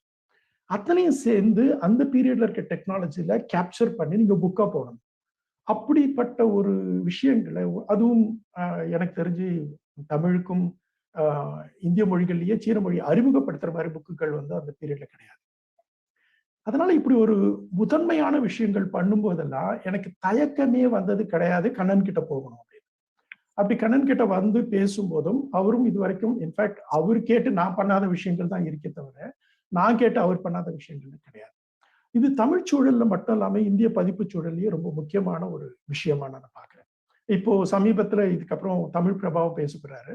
அவரோட அந்த பேட்டையெல்லாம் பாத்தீங்கன்னா பேட்டை கடைசியில சிந்தாதிரிப்பேட்டையில பேசுற வழக்குகள் அதை பத்தி எல்லாம் ஒரு பட்டியல் இருக்கு. அதாவது கெட்ட கெட்ட வார்த்தைகள் தமிழ்ல பேசணும் சொல்லலையா, வண்ட வண்டையா பேசுறான் அப்படின்னு இல்லையா, அந்த வண்ட வண்டையா பேசுறதுக்கு ஒரு பட்டியல் போட்டிருக்கும். இந்த மாதிரியான ரொம்ப முக்கியமான விஷயங்கள் எல்லாத்தையும் ரொம்ப அனாவசியமா காலச்சுவடு பண்ணிட்டு போறேன். இப்படி ஒரு எழுத்தாளனை நான் வந்து ரொம்ப நம்பிக்கையோட காலச்சுவடுக்கு வரத்துக்கு முக்கியமான காரணம் வந்து ஒரு வாசகனா எனக்கும் காலச்சுவடுக்கும் இருக்க ஒரு உறவு தான். அந்த உறவை வந்து இப்போ கண்ணன் சொன்ன மாதிரி 1987 நானும் வைதேகி சந்தர் எல்லாரும் கிளம்பி சென்னையில இருந்து, அப்பெல்லாம் போன்லாம் கிடையாது, நேரா போய் நாகர்கோயில இறங்கிட்டோம், பஸ் ஸ்டாண்ட்ல விசாரிச்சு உள்ள போனா அப்புறம் சுந்தரம் டெக்ஸ்டைல்ஸ் நல்ல காலமா கண்ணில் பட்டுது. போனா ஒரு இளைஞர் உட்கார்ந்து இருந்தார் கல்லால. அவர்கிட்ட போய் சென்னையிலிருந்து வந்திருக்கிறோம் வாசகர்கள், எங்கே எங்களுடைய எழுத்தாளர் சுந்தர ராமசாமி அப்படிங்கிற மாதிரி கேட்டோம். அவர் வந்து இருங்க அப்பா வீட்டுல இருக்காரு, நான் கூட்டிட்டு போனாரு. அப்புறம் அம்மா இவ்வளவு நல்லா பேசுறாங்க, இன்னைக்குதான் முதல் முறையா அம்மா பேசி கேட்கிறேன், கமலாமா. அவங்க வந்து சாப்பாடெல்லாம் போட்டு ரொம்ப நேரம் பேசிட்டு இருந்தோம். சுந்தர ராமசாமி கொண்டு வந்து எங்களை பஸ் ஸ்டாண்ட்ல மறுபடியும் விட்டாரு. ஸோ ஆல்மோஸ்ட் ஒரு 35 வருஷமா ஒரு வாசகனா எனக்கும் காலச்சுவடுக்கும் இருக்க உறவு வந்து வளர்ந்துகிட்டே இருக்கு. இன்னும் கூட எங்களோட புக் ஷெல்ஃப்ல வந்து பெரும்பாலும் ஈஸியா ஒரு 40% காலச்சுவடு. நான் லீவ்ல இருக்கும்போது, நான் ஃபாரின் சர்வீஸ்ல இருக்கேன், லீவ்ல இருக்கும்போது அவ்வளவு டைம் கிடைக்காது. நான் நேரா லஸ்கான்ல இருக்க இதுக்கு போவேன், காலச்சுவடு புக் போவேன். அங்க போயிட்டு புக்கை அப்படியே அள்ளி போட வேண்டியது. அந்த கடையில போய் மாம்பழம் பொறுக்கிற மாதிரி என்ன புக் பிளர்பு பாக்குறதுக்கு கூட எனக்கு நேரம் இருக்காது. நான் வந்து எடுத்து போடுவேன். எனக்கு காலச்சுவடு, மொழிபெயர்ப்பு, புது நூல் அந்த மாதிரி எது இருந்தாலும் இந்த கடையில் நாகம்னு ஒருத்தங்க இருப்பாங்க, அவங்க இன்னும் இருக்காங்கன்னு நினைக்கிறேன். அவங்க வந்து சார் இதெல்லாம் நீங்க படிப்பீங்கன்னு அவங்கள பாட்டு எடுத்து போட்டுக்கிட்டே இருப்பாங்க. அந்த புக்கை எடுத்துட்டு வந்து ஒரு 2 வருஷம் அதை வச்சு ஓட்டுறது. இப்படியாகத்தான் என்னுடைய ஒரு எழுத்தாளனாகவும் வாசகனாகவும் எனக்கு நான் சொன்ன மாதிரி இந்த மழை மாதிரி என்னை ஒரு வாசகனாகவும் வளர்த்து என்னை எழுத்தாளனாகவும் வளர்த்தது வந்து காலச்சுவடு. இந்த 25 ஆண்டுகள் விழாக்கு வந்து என்னை பொறுத்த வரைக்கும் நம்ம எல்லாரும் இது காலச்சுவடின் முதல் 25வது ஆண்டு நிறைவு விழா அப்படின்னு தான் பேர் வைக்கணும். ஏன்னா கண்ணனை பொறுத்த வரைக்கும் ரொம்ப ஷூடான, ரொம்பவும் அலர்ட்டான ஒரு பப்ளிஷர். இப்போ நீங்க அந்த பதிப்பக துறையில பாத்தீங்கன்னா நிறைய மாற்றங்கள் வந்துட்டு இருக்கு. வால்டர் ஐசக்சன் ஒரு திங்கர் இருக்காரு. அவர் தான் இப்போ ஸ்டீவ் ஜாப்ஸோடைய பயோகிராஃபி பண்ணது வந்து வால்டர் ஐசக்சன். ஐன்ஸ்டீனோட பயோகிராஃபி பண்ணியிருக்காரு. அவரு கூட நான் அமெரிக்கால இருந்தப்போ அவரோட ஆஃபீஸும் என்னோட ஆஃபீஸும், என்னோட எம்பசியும் அவரோட ஆஃபீஸும் பக்கத்துல உரையாடும் போது அவர் முக்கியமா என்ன விஷயம் சொன்னார்னா, வாசகர்களின் எண்ணிக்கை உயர்ந்து கொண்டிருக்கிறது, எழுத்தாளர்களின் எண்ணிக்கை உயர்ந்து கொண்டிருக்கிறது, பதிப்பாளர்களின் எண்ணிக்கை உயர்ந்து கொண்டிருக்கிறது. எந்த இடத்துல கேப் இருக்குன்னா, வாசகர்கள் தாங்கள் தர நினைக்கும் பணத்தை வாங்கும் முறைக்கு ஒரு கேப் இருக்கு. இது வந்து கொஞ்சம் மெட்டா லெவல்ல இந்த இடத்துல இப்போ நீதா குப்தா எல்லாருமே இருக்காங்க, அதனால நான் இந்த விஷயத்த பேசுறேன். தமிழ்லையும் இந்த விஷயத்தை இன்னும் கொஞ்சம் யோசிக்கணும். அந்த மார்க்கெட்டைசேஷன் இருக்கு இல்லையா, அந்த மார்க்கெட்டைசேஷன் வந்து இன்னும் கொஞ்சம் ஸ்ட்ராங்கா ஃபோக்கஸ் பண்ணி திங்க் பண்றதுக்கு சில ஆட்கள் வேணும். ஐம் ஷூர் இப்போ நெக்ஸ்ட் பப்ளிஷர் அவங்க எல்லாமே இதை பத்தி யோசிப்பாங்கன்னு நினைக்கிறேன். அந்த வகையில தமிழ்ல ஏதாவது ஒன்று நடந்ததுன்னா எனக்கு ரொம்ப கான்ஃபிடென்ட் உண்டு, கண்ணன் அதுல முன்னணியில இருப்பாருன்னு. அதனால என்னை பொறுத்த வரைக்கும் இந்த விழா காலச்சுவடின் முதல் 25வது ஆண்டு நிறைவு விழா. என்னுடைய வாழ்த்துக்கள் இந்த முதல் 25வது ஆண்டுக்கும் அடுத்து அடுத்து அடுத்து வருகிற 25 ஆண்டுகளுக்கும் சேர்த்து. இந்த வாய்ப்புக்கும் நீங்க எல்லாரும் பொறுமையா கேட்டதுக்கும் மிக்க நன்றி. வணக்கம். மிக்க நன்றி திரு ஸ்ரீதரன் அவர்களே. எப்படி நீங்க மேண்ட்ரின் மொழியை கத்துக்கிட்டு நேரடியாக சீனாவிலிருந்தே தமிழ் மொழி எழுதினீங்களோ, அதே போல இன்னும் எந்தெந்த நாடுகளுக்கெல்லாம் பயணம் போறீங்களோ அந்தந்த மொழிகளை கற்றுக்கொண்டு அவற்றை தமிழில் மொழிபெயர்க்க வேண்டும், காலச்சுவடின் வாயிலாக அதை வெளியிட வேண்டும் என்று நன்றியோடு மீண்டும் உங்களுக்கு நன்றி கூறுகிறோம். நன்றி, வணக்கம். அடுத்ததாக திரு சுரேஷ்குமார் இந்திரஜித் அவர்களை சிறப்புரை வழங்குமாறு அன்போடு வரவேற்கிறோம். தமிழின் தலை சிறந்த எழுத்தாளர்களை குறிப்பிடத்தகுந்தவர் திரு சுரேஷ்குமார் இந்திரஜித் அவர்கள்.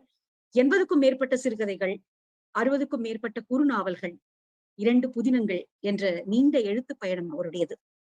மறைந்து திரியும் கிழவன், மாபெரும் சூதாட்டம் போன்ற முக்கிய சிறுகதை தொகுதிகளிலும், அம்பிகாவும் எட்வர்ட் ஜெனரும் கடலின் விண்ணகத்து பூச்சிகளும் ஆகிய நாவல்களும் மிக முக்கியமாக குறிப்பிடத்தகுந்தவை. ஆண் பெண் உறவு சிக்கல்களையும் அதனுடைய நுட்பமான உணர்வுகளையும் மிக சிறப்பாக அவர் தம்முடைய எழுத்துக்களில் வெடித்திருக்கிறார். அந்த வகையில் காலச்சுவடு பதிப்பகத்தினுடனான தமது அனுபவத்தினையும் வாழ்த்தினையும் பகிர்ந்து கொள்ள எழுத்தாளர் திரு சுரேஷ்குமார் இந்திரஜித் அவர்களை அன்போடு வரவேற்கிறோம்.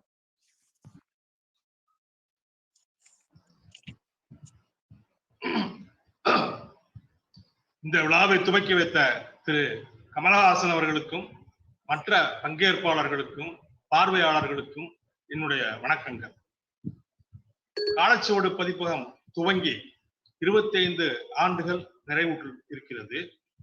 புதிய இணையதளம் துவக்கம் நடந்துவிட்டது. இப்போது 1995ஆம் ஆண்டு ஆரம்பிக்கப்பட்ட காலச்சுவடு பதிப்பகத்தின் முதல் வெளியீடு எல்லாரும் கூறியபடி பசவையா என்ற சுந்தர ராமசாமி எழுதிய 107 கவிதைகள். அது 1996ஆம் வருடம் வெளிவந்தது. இன்னைக்கு வரைக்கும் எவ்வளவு புத்தகம் வந்திருக்கும் அப்படின்னு சொல்லி நான் வந்து கண்ணன்ட்ட கேட்டேன். கண்ணன்ட்ட கேட்டப்ப அவர் வந்து 1000 புத்தகங்களுக்கு மேல் அப்படிங்கிற மாதிரி அவர் சொன்னார். 1000 புத்தகங்களுக்கு மேல் அப்படின்னு சொன்னார் அவர். 1000 புத்தகத்துக்கு மேலேனா அந்த புத்தகங்கள் எல்லாமே அறிவுத்துறை சம்பந்தப்பட்டது, ஆய்வுத்துறை சம்பந்தப்பட்டது, கிரியேட்டிவிட்டி சம்பந்தப்பட்டது. வெறும் சமையல் குறிப்புகளோ அல்லது ஜோதிட குறிப்புகளோ அல்லது கார்ட்டூன்ஸோ அந்த மாதிரியான புத்தகங்கள் வெளியிடவில்லை. முக்கியமா எல்லாமே வந்து ஆய்வு நூல்களும் கிரியேட்டிவிட்டி சார்ந்த நூல்களும் மற்றும் அறிவுத்துறை சார்ந்த நூல்களும் தான் வெளியிட்டிருக்கிறார்கள். என்னுடைய ஒரு அவதானிப்பு என்னவென்றால், இன்றைக்கு புதுமை பித்தன் மிக முக்கியமான ஆளுமையாக சிறுகதையில் நிறுவப்பட்டுள்ளார். அகாடமிக் சைட்லையும் சரி, தமிழ் நவீன இலக்கிய உலகிலையும் சரி, புதுமை பித்தன் மிக முக்கியமான ஆளுமையாக நிறுவப்பட்டிருக்கிறார். ஆனால் அதற்கு முன்பாக, அதாவது காலச்சுவடு பதிப்பகம் வருவதற்கு முன்பாக புதுமைப்பித்தனுடைய சிறுகதை தொகுப்புகள் உதிரி உதிரியாக கிடைத்துக் கொண்டிருந்தது. பின்னால ஆகஸ்ட் 2000 அந்த ஆயிரா வெங்கடாச்சலபதி காலச்சுவடு பதிப்பகம் ரெண்டு சேர்ந்து செம்பதிப்பு புதுமைப்பித்தன் சிறுகதைகள் செம்பதிப்பு வெளியிடுறாங்க. அந்த புதுமைப்பித்தன் சிறுகதைகள் செம்பதிப்பு வெளியிட்டதுக்கு பின்னாடி அந்த புதுமைப்பித்தனுடைய ஆளுமே வேற மாதிரி மாறிடுச்சு. அகாடமிக் சைட்லயும் சரி, நவீன தமிழ் இலக்கிய உலகத்திலையும் சரி, அது முழுக்க முழுக்க மாறிடுச்சு. இன்னைக்கு அவரு எப்படி பாரதியார் கவிதையில நிலை பெற்று இருக்கிற மாதிரி சிறுகதையில புதுமைப்பித்தன் நிலை பெற்று இருக்கிறதுக்கு ஒரு அடித்தளமாக அந்த செம்பதிப்பு புதுமைப்பித்தன் சிறுகதைகள் செம்பதிப்பு இருந்தது என்று நான் நம்புகிறேன். அது போக மொழிபெயர்ப்பு நூல்கள், நோபல் பரிசு பெற்ற எழுத்தாளர்களுடைய நூல்கள் படிப்பதற்கு, தமிழில் படிப்பதற்கு வழி இல்லாமல் இருந்தது. ஆனா இவங்க இந்த நோபல் பரிசு பெற்ற எழுத்தாளர்களான Oraon பாமுக், கார்சியோ Marquez, Ernst Hemingway, José சரமகா ஆகியோருடைய நூல்களை தமிழில் மொழிபெயர்த்து கொடுத்துள்ளார்கள். இது ஒரு பெரிய அரிய விஷயம். இது அந்த ஆத்தரனுடைய புக்கை இங்கிலீஷ்ல படிக்க முடியாத ஆட்களுக்கு மிகவும் உதவிகரமாக இது இருந்துள்ளது. ரேமன் கார்வாருடைய சிறுகதைகளையும் அவர்கள் மொழிபெயர்த்து கொடுத்திருக்கிறார்கள். கேமியோனுடைய புரட்சியாளன், நீட்சேயினுடைய தஸ்பெக் ஜரதுஷ்ட்ரா இந்த கட்டுரை புத்தகங்களை அவங்க தமிழ்ல கொடுத்திருக்காங்க. அருந்ததிராயனுடைய காட் ஆஃப் ஸ்மால் திங்ஸை தமிழ்ல மொழிபெயர்த்து கொடுத்திருக்காங்க. இதெல்லாம் ஒரு பெரிய அரிய விஷயமாக நான் கருதுகிறேன். ஆய்வு நூல்களை பொறுத்தவரை சரவணன் எழுதிய அருட்பா மருட்பா, ஆயிரா வெங்கடாச்சலபதி, பல அதிகமான், ஆக்கா பெருமாள், கோபரமசிவம் இவர்களுடைய ஆய்வு நூல்களை எல்லாம் காலச்சுவடு பதிப்பகம் வெளியிட்டிருக்கிறது. இது ஒரு அரிய விஷயமாக நான் கருதுகிறேன். இது போக தலித் ஆய்வு நூல்கள் மண்ணுக்கு கீழ் இருந்தன. அதை பற்றி ஒரு சரியான பார்வையுடன் வந்த ஆய்வு நூல்கள் இல்லாதிருந்த சூழ்நிலை, அல்லது அதிகமாக இல்லாதிருந்த சூழ்நிலையில் ஸ்டாலின் ராஜாங்கம் காலச்சுவடு பதிப்பகம் சேர்ந்து நிறைய தலித் ஆய்வு நூல்களை வெளியிட்டுள்ளார். இதை நான் மிக முக்கியமான ஒரு அரிய விஷயமாக கருதுகிறேன். அதுபோல் பி ஏ கிருஷ்ணன் ஓவியங்கள், காலச்சுவடு பதிப்பகம் இவ்வளவு காரிய மனிதர்களோட ஓவியங்கள், அவருடைய மேற்கத்திய ஓவியங்கள் ஒரு பளபளப்பான தாள்ல மேற்கத்திய ஓவியங்களை புத்தகமா வெளியிட்டு இருக்காங்க. இது ஒரு பெரிய அரிய விஷயமாக கருதுகிறேன். இது போக நான் முக்கியமா சொல்ல வேண்டியது, ஈழம் சம்பந்தப்பட்ட 2 புத்தகங்கள் ரொம்ப முக்கியமானது. முள்ளிவாய்க்கால் இறுதி போர் சமயத்துல என்ன நடந்தது அப்படிங்கிறத பத்தி பல பேர் பலவிதமான தங்களுடைய சுய கற்பனைகள் சார்ந்துதான் சொல்லிட்டு இருக்காங்க. இப்ப அதுக்கு ஒரு முடிவு காண்ற மாதிரி பிரான்சிஸ் ஹாரிசன் எழுதிய சாட்சியற்ற போரின் சாட்சியங்கள் என்ற புத்தகம் ஈழத்தில் அந்த முள்ளிவாய்க்கால் சமயத்தில் நடந்த விஷயங்கள் உள்ளது உள்ளபடி 2 தரப்பிலும் ஏற்பட்ட கொடூரங்களும் மக்கள் எந்த அளவுக்கு துயரப்பட்டார்கள் என்பதையும் மிக தெளிவாக எந்த விதமான பாசாங்கம் இல்லாமல் சொல்லப்பட்டிருக்கிறது அந்த பிரான்சிஸ் ஹாரிசனுடைய ஈழம் சாட்சியற்ற போரின் சாட்சியங்கள் என்ற புஸ்தகத்தில். இதே போல் ஈழத்தை பற்றி சொல்லக்கூடிய இன்னொரு புஸ்தகம் கூர்வாளின் நிழலில், ஒரு கூர்வாளின் நிழலில் என்று எல்டிடியினுடைய மகளிர் அணி தலைவியாக இருந்த தமிழினி என்பவர் தன்வரலாக இந்த நூலை எழுதியுள்ளார். அவர் இயக்கத்தில் சேர்ந்ததிலிருந்து, போருக்கு சென்றதிலிருந்து, கைதியாக பிடிபட்டதிலிருந்து, மறுவாழ்வு முகாமில் இருந்ததிலிருந்து, பின்னால் விடுதலையாகி சகஜ வாழ்வு வந்த வரை தன்னுடைய கதையை தன்வரலாறாக சொல்லியுள்ளார். இது ரொம்ப இந்த 2 புத்தகங்களும் ஈழத்தை பற்றி தெரிந்து கொள்வதற்கு ஒரு முக்கியமான புத்தகங்களாக நான் கருதுகிறேன். இன்னொரு குறிப்பிட்ட விஷயம் சொல்லணும்னா, காலச்சுவடுல நோ ஸ்டாக் அப்படிங்கிறதே கிடையாது. ஒரு புஸ்தகம் வெளியிட்டுச்சுன்னு சொன்னா அந்த புஸ்தகம் இல்ல தீர்ந்து போச்சுன்னா இல்லைன்னு சொல்ற பழக்கமே கிடையாது. அது எப்பவுமே இருக்கிற மாதிரி பாத்துக்கிறாங்க. இது ஒரு நற்குணம். இது எல்லா பதிப்பகத்துக்கும் இருக்குமாங்கிறது எனக்கு தெரியல. காலச்சுவடுக்கு இந்த குணம் இருக்கு. இது ரொம்ப முக்கியமானது. இணையதளம் தற்காலத்தினுடைய தேவை. புதிய இணையதளம் துவக்கி இருப்பது ஒரு முக்கியமான நிகழ்வாக நான் கருதுகிறேன். கண்ணன் சொன்ன மாதிரி நான் 10 நிமிடத்துக்குள் முடித்து விட்டேன் என்று நினைக்கிறேன். அனைவருக்கும் வணக்கம். நன்றி திரு சுரேஷ்குமார் இந்திரஜித் அவர்களே. மிகச் சிறப்பாக காலச்சுவடனுடைய பயணத்தை வரலாற்று ரீதியாக எந்தெந்த கட்டத்துல அவங்க எவ்வளவு முக்கியமான புத்தகங்களை பதிப்பதன் மூலமாக எடுத்துக்கொண்டு போயிருக்கிறார்கள் என்பதை ரொம்ப அழகான ஒரு தர்க்கபூர்வமா ஒரு தரவுகளோடு நீங்க சொன்னது அப்படிங்கிறது ரொம்ப ரொம்ப சந்தோஷமானது. இந்த விழாவில் கலந்து கொண்டு சிறப்புரையாற்றிய உங்களுக்கு எங்களுடைய நன்றியை மீண்டும் கொடுத்தாக்கிறோம். நன்றி. அடுத்ததாக சிறப்புரையாற்றுவதற்காக திரு நீதா குப்தா அவர்களை வரவேற்கிறோம். நீதா Gupta is a publisher at Yatra books. பல்வேறு மொழிகள்ல இலக்கிய படைப்புகளை மொழியாக்குவதன் மூலமாக விரிவான களத்திற்கு எடுத்து செல்லக்கூடிய முக்கியமான பணியை நீதா குப்தா ஆற்றி வருகிறார். யாத்ரா புக்ஸ் அமைப்பினுடைய பதிப்பாளர், இணை நிறுவனர், பாரதிய அன்வாத் பரிஷத் எனும் காலாண்டு இதழினுடைய ஆசிரியர் நீதா குப்தா அவர்கள். ஜெய்ப்பூர் புக் மார்ட்டினுடைய இணை இயக்குநராகவும் செயல்பட்டவர். பப்ளிஷர் எக்ஸ்சேஞ்ச் அமைப்பின் நிறுவனராகவும் இருக்கிறார். டிரான்ஸ்லேட்டிங் பாரத், ரீடிங் இந்தியா என்கிற அவருடைய முக்கியமான கட்டுரை தொகுப்பு குறிப்பிடத்தக்கது. We request Ms. Neeta Gupta to share her valuable points with us. Welcome, ma'am. Thank you, Chitra, for that warm introduction. And I'm going to be speaking in English. I wish I could speak Tamil. Kannan, this is something where I will blame you for not teaching us Tamil. So that I could have addressed all of you in Tamil today. But I'm so honored to be here on this occasion. 25 years is a milestone. Congratulations to Kalachavaru Padipagam. It's been an inspiring, for language publishers especially, you are an inspiration for the last 25 years. It's not just because of the kind of path-breaking work that you do, but also the formidable list of authors that you've introduced to readers in other languages, other geographies, is just phenomenal. So, just as a sort of a congratulatory message, I just wanted to mention the fact that I think at the core of it all is the warmth with which Kannan Sundaram engages with all of us publishers, with his authors, with international agencies, so seamlessly.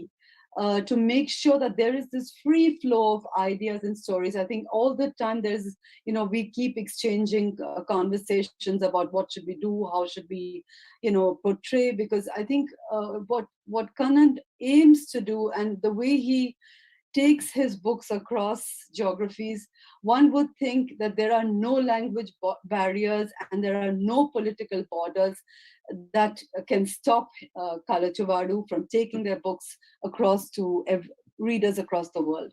So congratulations, Kannan. I've known you for more than a decade. And I think in the last 2 years during the pandemic, when we set up the Indian Language Publishers Exchange, we've had a chance to interact almost on a weekly basis. And I know for a fact that, this particular celebration has been put off by a year. So you're having it 1 year later. But I know there are going to be many milestones that you're going to cross. There are many wonderful things that you're going to do. At the Publishers Exchange, I think what we understood and what you brought to us was a kind of, the idea of sort of providing a platform to publishers in the Indian languages where we shared resources, strengths, and global best practices to ensure that nobody in the languages publishing, whether they were somebody, a small publisher in Dharwad or somebody in Sangli or somebody, I think the strength that we got from holding each other's hand in the last year and a half has been phenomenal. And thanks to a lot of the sharing that you did at that particular platform. So one thing that I would like to mention here is that Kannan, I really appreciate your amazing sense of humor and your ability to laugh even in the most difficult times. I think that is something which is because you have such a clear sense of purpose and vision that you can laugh if things are going bad or going wrong or whatever. I think that capacity is what makes you stand head and shoulders above so many people I know who are working within this space. It's also what gives you the strength to stand behind your authors, with such square shoulders, whether it's Perumal Murugan and the controversies that happened surrounding his books, whether it's Salma. These are, you brought us so many wonderful voices, and that, the voices that you have nurtured, that you've launched, and we've been able to read because you ensured that their rights, their language rights were available, and, they sort of crossed the borders and reached readers everywhere. So huge congratulations to you. And also, a round of applause for, the entire family, Maithili, Mukundan, everybody I know has put in their Lavanya, or the entire team at Kalachuvaru for, for really showing us the way, for inspiring us all these years. It's wonderful to see all of you here. It's wonderful to see friends like Leonard. I mean, I think Kannan, the first time we met was in Goa, thanks to Leonard. So it's just, it's lovely to be here. Christine is here, and all the other eminent speakers on this panel. Thank you so much, and more power to Kalachuvaru Padipagam. Just go out there, find us more voices, people who can, tell us or explain to us what's happening in these unprecedented times. So over to you, more power to all of you, and I'll close my small intervention here. Congratulations is in order. So thank you for letting me be a part of this wonderful program. Thank you so much, ma'am, for your being with us on this proud moment. The way you pronounce Kalachuvaru is so more attractive. It makes us so happy for that also. Thank you so much. And we learned more about Kadan also. Thank you so much once again for being with us. Thanks. Thank you, ma'am. இன்றைய நிகழ்ச்சியினுடைய சிறப்புரையை திரு ஸ்ரீதரன், திரு சுரேஷ்குமார் இந்திரஜித், திருமதி நீதா குப்தா அவர்கள் ஆற்றினார்கள். அடுத்து காலச்சுவடோடு தங்களுடைய பயணம் குறித்தும் அந்த அனுபவம் குறித்தும் இன்னும் சிலர் நம்மோடு பகிர்ந்து கொள்ளவிருக்கிறார்கள். அவர்களையும் நாம் இந்த நிகழ்ச்சிக்கு அன்போடு வரவேற்கிறோம். இந்த நிகழ்ச்சி காலச்சுவடினுடைய 25வது ஆண்டு நிறைவு மற்றும் இணையதள திறப்பு நிகழ்ச்சி நடந்து கொண்டிருக்கிறது. இந்த நிகழ்ச்சியில் Facebook மூலமாகவும் யூடியூப் மூலமாகவும் இணைந்திருக்கக்கூடிய ஆர்வலர்களையும் வாசகர்களையும் நாங்கள் காலச்சுவடின் சார்பாக மீண்டும் ஒருமுறை அன்போடு வரவேற்கிறோம். அடுத்ததாக காலச்சுவடோடு தங்களுடைய அனுபவங்களையும் தங்களுடைய புத்தகம் சார்ந்த தங்களுடைய பிற அனுபவங்களை பகிர்ந்து கொள்வதற்காக இன்னும் சிலரை நாங்கள் அழைக்கவிருக்கிறோம். முதலாவதாக லிண்டா ஓஎஸ், மலேசியாவை சேர்ந்த இவர் ஓஎஸ் பதிப்பகத்தினுடைய பதிப்பாளர். லிண்டா ஓஎஸ் அவர்களை நாங்கள் அன்போடு வரவேற்கிறோம். இந்த பதிப்பகம் குழந்தைகளுக்காக நடத்தப்படக்கூடிய மிக முக்கியமான ஒரு பதிப்பகம். அந்த வகையில் மலேசியாவினுடைய பண்பாட்டையும் கலாச்சாரத்தையும் மிக அழகான ஓவியங்களோடு விளக்குவதாக இந்த ஓஎஸ் பதிப்பகத்தினுடைய புத்தகங்கள் அமைந்திருப்பது என்பது மிக முக்கியமான ஒரு கூடுதல் சிறப்பு. எழுத்தாளர்களையும் குழந்தைகளையும் கலைஞர்களையும் இணைக்கக்கூடிய ஒரு பாலமாக கோலாலம்பூரில் ஓஎஸ் புத்தக அமைப்பையும் இவர் நடத்தி வருகிறார், Linda OS. Welcome Linda OS ma'am to share a few thoughts. Thank you. Thank you for this opportunity. I'm glad to congratulate Kalachuvaru on their 25th anniversary and also for the new and wonderful website. I remember when I first got to know Kannan to join our stand. He was introduced to me by Claudia Kaiser from Frankfurt Book Fair.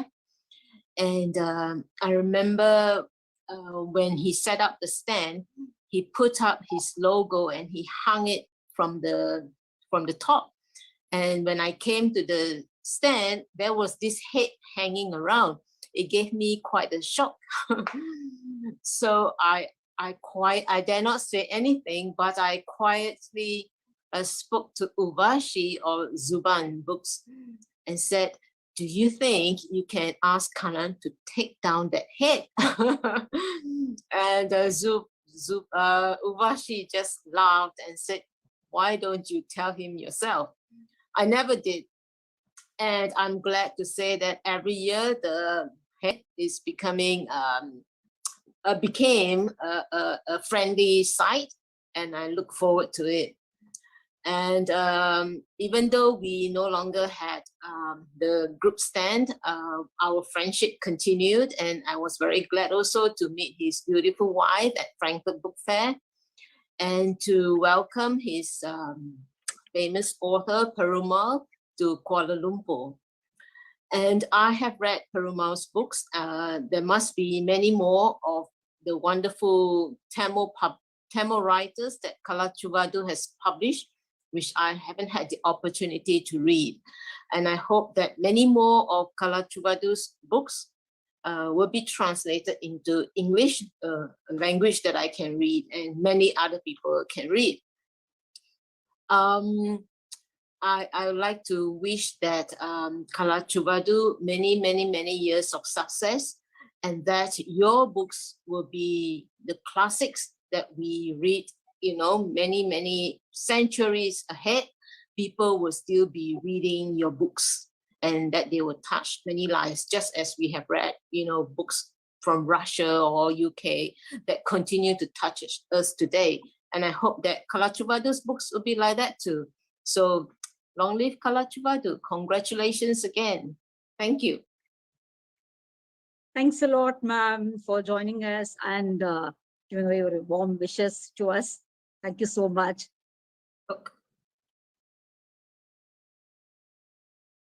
Thiru Linda OS அவர்களுக்கு நன்றி. அடுத்ததாக doctor Christina garnet அவர்களை நாம் அன்போடு வரவேற்கிறோம். Doctor Christina garnet சீன வரலாறு மற்றும் பண்பாட்டு துறையில் முனைவர் பட்டம் பெற்றவர். அடுத்ததாக அவர் காலச்சுவடு குறித்த தன்னுடைய அனுபவங்களை நம்மோடு பகிர்ந்து கொள்ளவிருக்கிறார். இந்தியாவில் வசித்த 3 மாதங்கள்ல அவர் பஞ்சாப், காஷ்மீர், லடாக் போன்ற இடங்களுக்கு பயணப்பட்டிருக்கிறார். இரு நாடுகளுக்கும் இடையேயான வரலாற்று கலாச்சார தொடர்புகளில் பேரார்வம் செலுத்தக்கூடிய ஆய்வுகளை தொடர்ந்து மேற்கொண்டு வருபவர் டாக்டர் கிறிஸ்டினா கார்னெட் அவர்களை நாம் காலச்சுவடை பற்றி சில வார்த்தைகளை பகிர்ந்து கொள்ளுமாறு அன்போடு வரவேற்கிறோம். Doctor Christian garnet.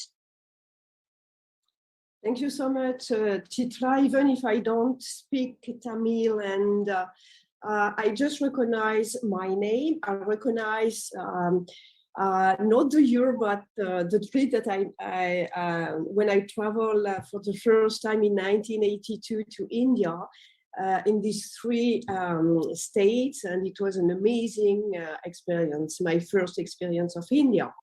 It's really an honor to be here tonight with you and with so famous writer, activists, producer, filmmakers, publishers.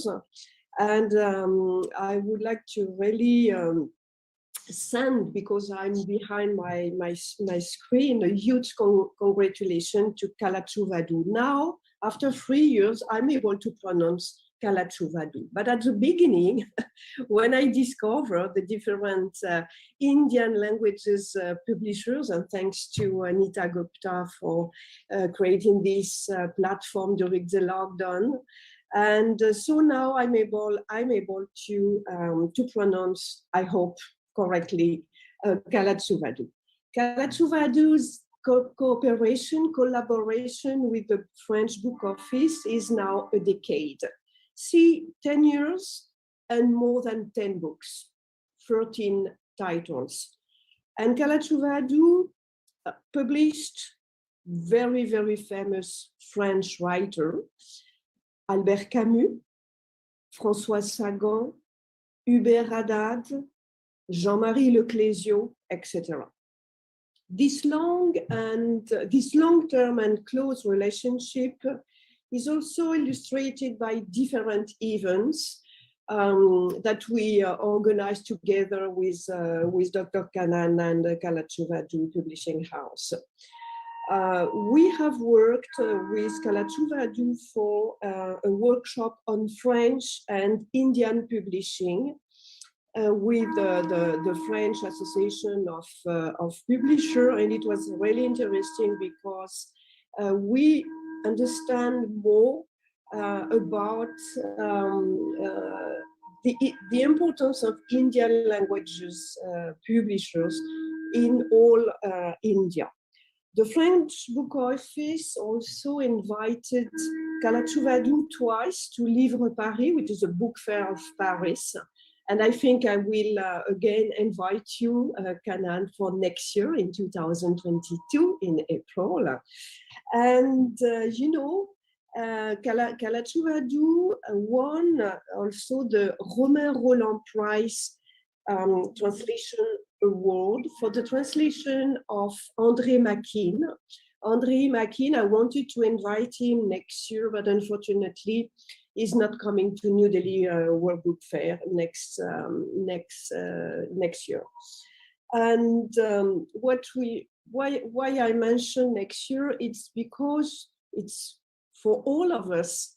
2022, it's a very important. When I said all of us, it's not only publishers, writers, translators, but it also diplomats, curious, lovers of literature, because we have two important rendezvous. 2022, France is a guest of honor at New Delhi World Book Fair, and we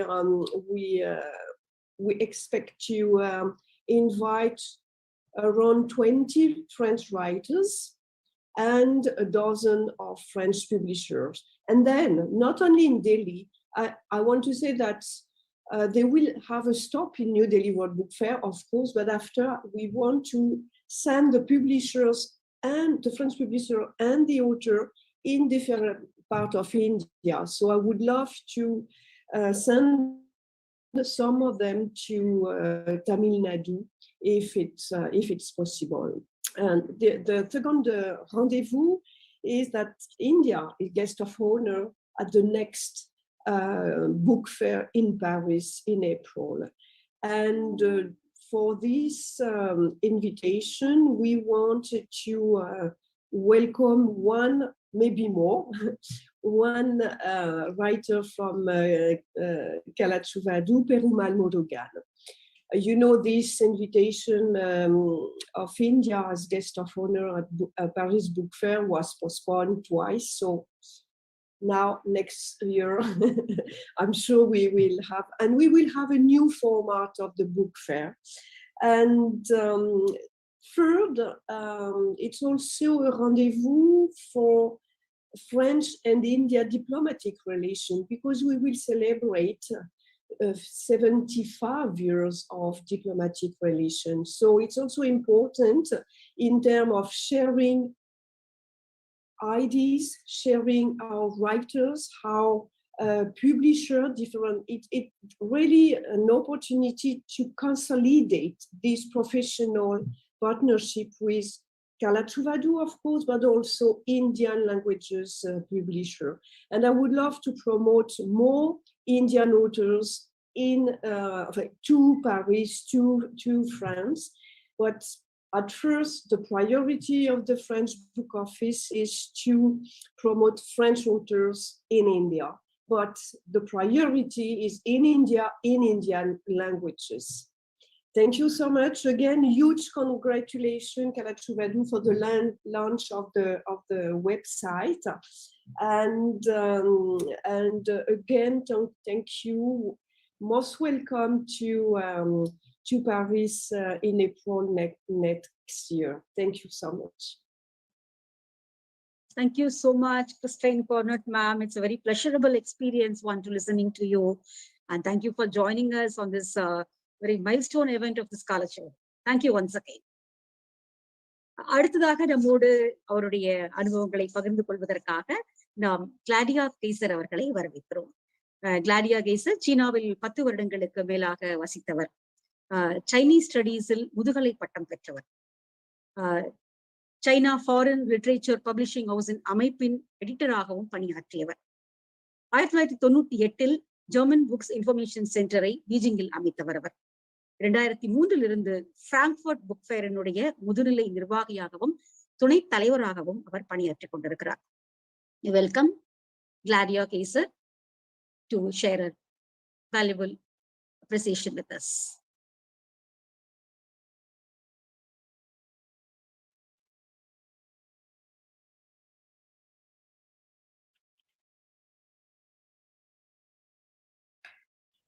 Good afternoon, good evening, everyone.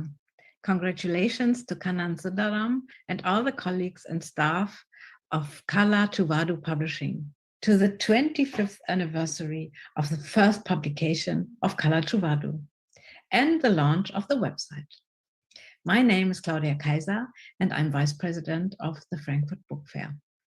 I'm in charge of business development with a focus on Asia. And I'm very honored to participate in this important event today. And I'm so proud to have part of Kannan's and Kala Truvadu's journey until today. As you will all know, Frankfurt Book Fair is the largest meeting place for publishers from all over the world. And it always happens in October and every year in the city of Frankfurt in Germany, and since 1949. More than 7,000 exhibitors from more than 100 countries normally exhibit at the Frankfurt Book Fair. And 300,000 visitors come to Frankfurt, of which half of them are trade visitors. So it's a huge place. But just like for everyone else in the publishing industry, and for that matter, for everyone else in the whole wide world, we were hit very hard by the pandemic. And so in 2020, we could not have a physical fair. Luckily, the situation in Germany has improved. And in 2021, just in a few weeks' time, we will be able to stage a physical fair. It will be much smaller, but it will be a physical fair. And I really hope that most of you will be able to come again next year. But back to what we wanted to talk about. Apart from the fact that Frankfurt Book Fair company organizes the book fair in Frankfurt, we also have a lot of activities outside of Germany, which is supported by our Foreign Office. So after India was the guest of honor at the Frankfurt Book Fair in 2006, we opened up the German book office in Delhi. And one of the many things that we do, we organize a fellowship program every year. So we invite talented younger members of the publishing industry to come to Frankfurt to learn and exchange. In 2007, Kannan Sundaram was the first fellow in this program from an Indian language publishing house. And I think it was his initiation and his introduction to international rights sales. Since then, he's been participating in Frankfurt every year, and through this medium has bought many translation rights and has published translations from more than 20 languages. Kannan has also managed to sell the translation rights of a number of Kala Truvadu authors to foreign publishers. Among them are the rights for Perumal Murugan. The rights for his works were sold to Germany, the Czech Republic, the US, the UK, and Turkey, for instance. That's a great success, considering that it's not easy to attract foreign publishers to authors from a language for which there are very, very few translators around. He has also managed to sell the rights for other authors like Ambai, Salma, and Shamila Said to international publishing houses in Italy, France, Albania, and many others. As mentioned, I'm very proud that the Frankfurt Book Fair efforts in bringing publishers from all over the world together to the international publishers community's table has worked for Kannan and Kala Truvadu. At a time where societies speak highly of diversity, I really hope that we will see the translations of many more authors from Indian languages. You have such a vibrant culture and such great authors. I wish I could learn Tamil and read in Tamil or another Indian language, but unfortunately I can't. So I depend on the hard work of the translators. Again, let me congratulate you on your achievements. I wish you all the very best and very much hope that we will be able to meet again soon in person. Once again, thank you for having me at this special event today. Thank you. Frankfurt புத்தக சந்தையினுடைய துணைத் தலைவர் கிளாரியா Kaiser அவர்களுக்கு நன்றி. அடுத்ததாக 6 சென்ஸினுடைய பதிப்பாளர் திரு காசு புகழேந்தி அவர்களை அன்போடு வரவேற்கிறோம். காலச்சுவடத்தினுடைய தன்னுடைய அனுபவங்களை அவர் நம்மோடு பகிர்ந்து கொள்ளவிருக்கிறார். சிக்ஸ்த் சென்ஸ் பதிப்பகத்தினுடைய பதிப்பாளர் மற்றும் செயலாளர் திரு காசு புகழேந்தி அவர்கள் 2000வது ஆண்டு ஆரம்பிக்கப்பட்ட சிக்ஸ்த் சென்ஸ் பப்ளிகேஷன் மிக முக்கியமான தலைப்புகளில் புத்தகங்களை பதிப்பித்திருக்கிறது. அதனுடைய புத்தக வரிசை என்பது மிக பாராட்டு பெற்ற ஒன்றாகவும் வாசகர்களின் வரவேற்பை அபரிமிதமாக பெற்ற ஒன்றாகவும் திகழ்கிறது. கப்பாசியினுடைய பல பொறுப்புகளில் திரு புகழேந்தி அவர்கள் முக்கிய முடிவுகளை எடுத்திருக்கிறார், முக்கிய பணியாற்றி இருக்கிறார். தற்காலத்துல இருக்கக்கூடிய சூழலை கருதி வர்ச்சுவல் புக் ஃபேர் அமைக்க வேண்டும் என்கிற முக்கியமான பணியை இப்பொழுது முன்னெடுத்து வருகிறார். இது தொடர்பான பல முக்கியமான முடிவுகளையும் அவர் மேற்கொண்டு வருகிறார். அவரை அன்போடு வரவேற்கிறோம். திரு காசு புகழேந்தி அவர்கள்.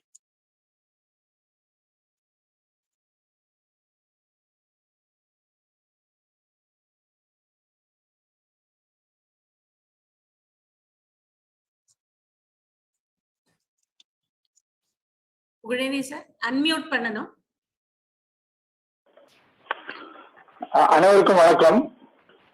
காலச்சுவடு பதிப்பகத்தோட இணையதள நிகழ்ச்சிக்கு, திறப்பு விழா நிகழ்ச்சிக்கு என்னை அழைத்தமைக்கு மிக்க நன்றி. காலச்சுவடு 1995 தன்னுடைய முதல் புத்தகத்தை வெளியிட்டு இருக்கிறது. இந்த வருடம் அதனுடைய 25வது வருடம். இந்த புத்தக பதிப்புலகில் 25 வருடம் என்பது மிகப்பெரிய ஒரு சாதனை. எங்களுடைய தந்தையாருடைய பதிப்பகம் 1968 ஆரம்பிக்கப்பட்டது. என்னுடைய சிக்ஸ்த் சென்ஸ் பதிப்பகம் 2000வது ஆண்டில் ஆரம்பிக்கப்பட்டது. ஒரு படைப்பாளர் ஒரு சிறந்த பதிப்பாளராக வியாபாரத்தில் வெற்றிகரமாக நடத்த முடியாது என்பது எல்லாருக்கும் தெரியும். திரு சுந்தரம் ராமசாமி அவர்கள் முதலில் பதிப்பகத்தை ஆரம்பித்து அதை சரியாக பத்திரிகையை நடத்த முடியாத போது கண்ணன் அவர்கள் அதை பொறுப்பேற்று வெற்றிகரமாக நடத்தி வந்திருக்கிறார்கள். அது 25 ஆண்டுகளை நிறைவு செய்திருக்கிறது. எப்பவுமே முதல் தலைமுறை அதில் இருக்கும்போது 2வது தலைமுறை வரும்போது பல சிக்கல்கள் வரும். மூத்தவர்கள் சில கருத்துக்களை ஏற்றுக்கொள்ள மாட்டார்கள். அதை வெற்றிகரமாக திரு கண்ணன் அவர்கள் நடத்தியதால் தான் இத்தனை புத்தகங்களை அவர் கொண்டு வர முடிந்தது. உலக அளவில் காலச்சுவடு நிறுவனத்தை கொண்டு செல்ல முடிந்தது. படைப்பாளராக திரு சுந்தர ராமசாமி அவர்கள் அவருடைய படைப்புகளை நிறைய இந்த தமிழ் உலகிற்கு அளிப்பதற்கும் அது உதவியாக இருந்திருக்கிறது. இந்த கண்ணன் அவர்கள் சொல்லும்போது சொன்னாங்க, அந்த பிளாப்பி அந்த மாதிரி இதெல்லாம் நாங்க முதல்ல ஆரம்பிச்ச போது பெரிய அந்த தொழில்நுட்ப பல பிரச்சனைகள் என்பது எனக்கும் அந்த அனுபவங்கள் உண்டு. அந்த இப்பதான் அந்த எழுத்து எல்லாம் கன்வெர்ட் பண்றது மிகவும் ஈஸியா இருக்கு. முன்னெல்லாம் ஒரு ராப்பர் செய்ய இடத்துலயோ இல்ல ஒரு டிடிபிலயோ ஒரு இடத்துல டைப் பண்ண விஷயங்கள் வேற இடத்துல போகும்போது அந்த ஃபாண்ட் எல்லாம் மேட்ச் ஆகாது. அந்த மாதிரி நிறைய பிரச்சனைகள் வரும். அதெல்லாம் தளராத அந்த தொழில்நுட்பத்தை சிறப்பாக பயன்படுத்த வேண்டும் என்ற எண்ணத்தோடு கண்ணன் அவர்கள் அன்றும் சரி இன்றும் சரி அதை வெகுவாக பயன்படுத்தி கொண்டிருக்கிறார்கள். நாங்கள் இந்த பெருந்தொற்று காலத்தில் புத்தக சந்தை விற்பனையை விரிவுபடுத்த வேண்டும் என்ற ஒரு நோக்கம், ஒரு எண்ணம் வந்தபோது முதலில் அவரிடம்தான் இது பற்றி பேசினேன். உடனே அவர் அதற்கு ஒப்புக்கொண்டதுடன் தொடர்ந்து அதன் வளர்ச்சியில் பெரிய பங்காற்றி வருகிறார்கள். தனக்கு எங்கெங்கு தொடர்புகள் உள்ளதோ அந்த தொடர்புகள் அனைத்தையும் அதன் வளர்ச்சிக்காக அவர் பயன்படுத்துகிறார். என்னுடைய மகன் 3வது தலைமுறையை சேர்ந்த பதிப்பாளர். அவருடன் கண்ணன் அவர்களுடைய சிறப்பு என்னவென்றால் இளைய தலைமுறையினருக்கு ஒரு நம்பிக்கையை ஏற்படுத்தி இருக்கிறார். பதிப்பு தொழில் ஒரு சிறப்பான தொழில், அதில் அது லாபகரமாக செய்ய முடியும், சிறப்பாக செய்ய முடியும் என்பதை பல இளைஞர்களுக்கு நம்பிக்கையை ஊட்டியிருக்கிறார்.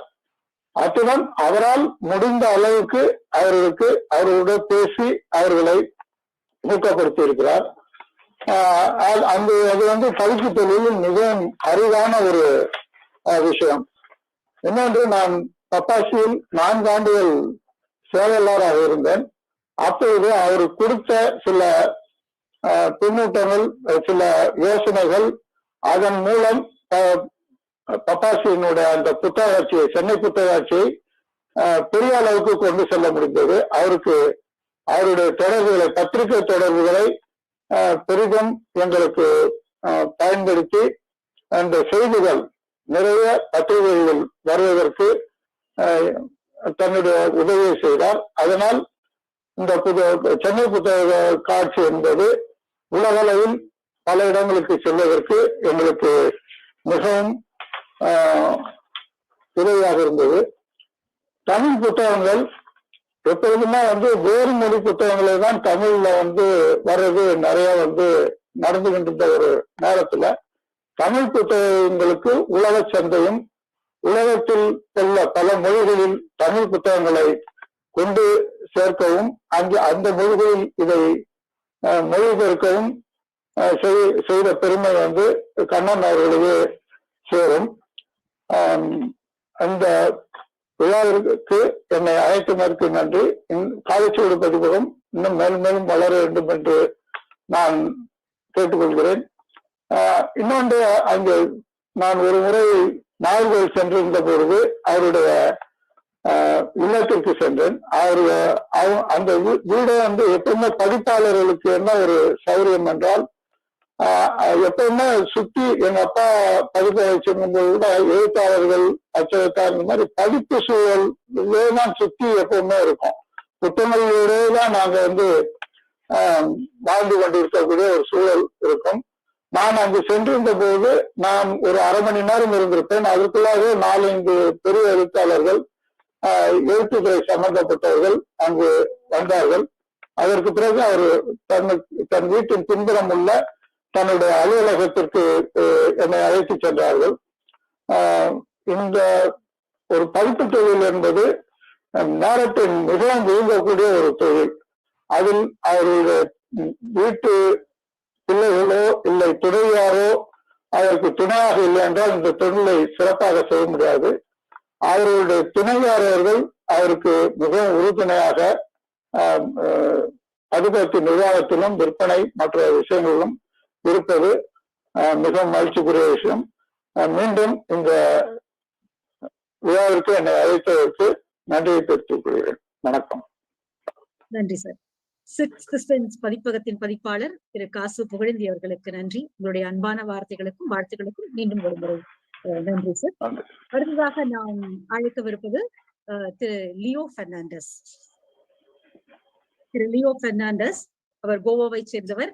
2006ஆம் ஆண்டு டூவியர்ஸ் என்ற இணைய புத்தக கடையை துவக்கியவர். சினமன் டீட் என்ற பதிப்பகத்தினுடைய உரிமையாளர் அவர். கிரியேட்டிவ் ஆண்டர்பிரனர் என்ற ஒரு விருதை பிரிட்டிஷ் கவுன்சில் அவருக்கு வழங்கி சிறப்பித்திருக்கிறது. அதோடு மிக முக்கியமாக தொடர்ந்த செயல்பாடாக பப்ளிஷிங் நெக்ஸ்ட் என்ற பதிப்புத்துறை சார்ந்த கருத்தரங்கை தொடர்ந்து 10 வருடங்களுக்கு மேலாக கோவாவில் அவர் நடத்தி வருகிறார். We welcome Thiru Leo Fernandes to share his valuable thoughts with us. Thank you very much, Chitra, and thank you, Kanan, Maithili, for this opportunity to speak. Congratulations to all of you, to Talu and team, and hope you have many more years in the publishing business. I first got to know Kanan and his publishing house, Kalachavadu, during a conference of independent publishers in Bangalore, organized by IPD, that I was fortunate to be invited to. Kanan spoke there, and his brief address allowed me to have a ringside view of Tamil publishing. In itself, it was a very insightful presentation, as it introduced the rest of us to the mechanics of Tamil publishing. It was also nice to see that Kalachavadu bucked the trend, as it were, and for instance, had written contracts with his authors and paid them royalty regularly. For someone who was until then only familiar with the mechanisms of English language publishing, it was nice to see a publisher doing the right thing, to see a language publisher doing the right thing. A couple of years later, we organized the first Publishing Next conference in 2011, and we invited Kanan to speak on the topic of copyright protection. There we heard Kannan reiterate his commitment towards doing the correct thing for authors. Kalachawadu, he said, keeps the author in the foreground while negotiating rights and drafting contracts. I felt this was a good guiding principle to have and could be a benchmark to emulate. I come from a small state in Goa, whose official language, Konkani, is spoken by people all along the west coast of India. It is still probably among the languages that have the fewest speakers in India. And what complicates matters is that it is written in five scripts and has many dialects. Nonetheless, I believe that it can benefit greatly if there was an initiative to translate some good literature into Konkani. I've seen this work in Turkey when I was working there, but more closely when I see what Kalachawadu does, I know for sure that it will work. Kannan is a regular at the Frankfurt Book Fair and at many book fairs, and the exchange of ideas that he facilitates there is truly admirable. While ensuring that the literature of the highest quality is published, one needs to also mention that Kalachawadu has paid attention to publishing too. Its cover is exquisitely designed, and a lot of attention is paid to production.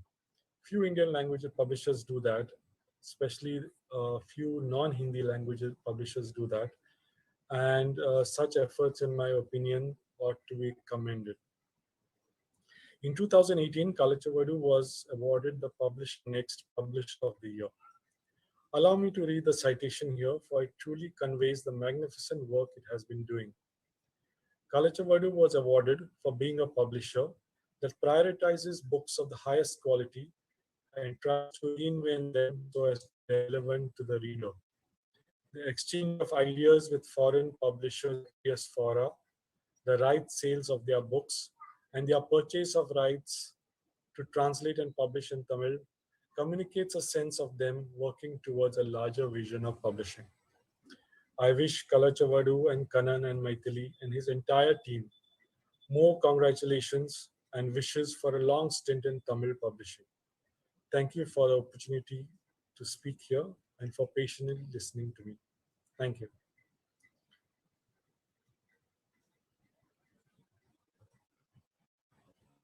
Chitra, unmute பண்ணிக்கோங்க. Thank you so much, Leo Fernandez, sir, for being with us on this important event and sharing your warm wishes also to us. அடுத்ததாக நாம் அழைக்கவிருப்பது ஃபேஸ்புக்கிலும் யூடியூபிலும் நம்மோடு இணைந்திருக்கக்கூடிய அனைத்து வாசகர்களையும் புத்தக ஆர்வலர்களையும் இந்த நிகழ்ச்சிக்கு மீண்டும் ஒரு முறை வரவேற்கிறோம். அடுத்ததாக நாம் அழைப்பது திரு தமிழ் பிரபா அவர்கள். தமிழ் பிரபா, பேட்டை பிரபா என்று அழைக்கலாம். பன்முக பரிமாணம் உடையவர், எழுத்தாளர், புனைவு எழுத்தாளர், பத்திரிகையாளர், திரைக்கதை எழுத்தாளர், நடிகர் என்று பல்முக பரிமாணங்கள் காட்டுபவர்.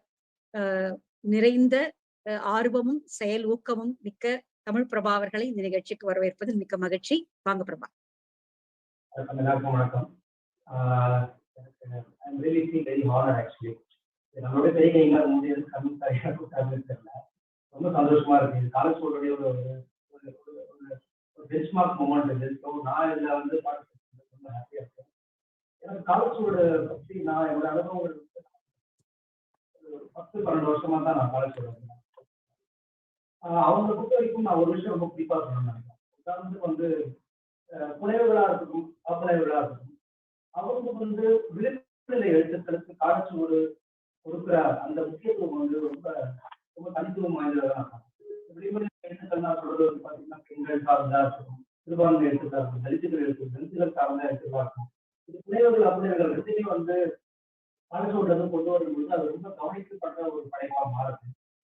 அதை வந்து அவங்க ஒரு ரெகுலராகவே செஞ்சுட்டு வராங்க. அதே மாதிரி வந்து காலேஜோடைய பதிப்பகம் மட்டும் அதை நமக்கு சொல்ல முடியாது. காலேஜோடைய தலையங்கம், அதாவது ஒரு பத்திரிகையுடைய ஸ்டாண்ட் என்னவா இருக்கு அப்படிங்கிறது தான் அந்த தலையங்கம் வந்து நம்ம சொல்ல முடியும். பெரும்பான்மையான பிரச்சனைகளை மிகப்பெரிய வெளிப்படுத்துதல் அது கூட ரொம்ப தப்பையெல்லாம் கூட இருக்கணும்.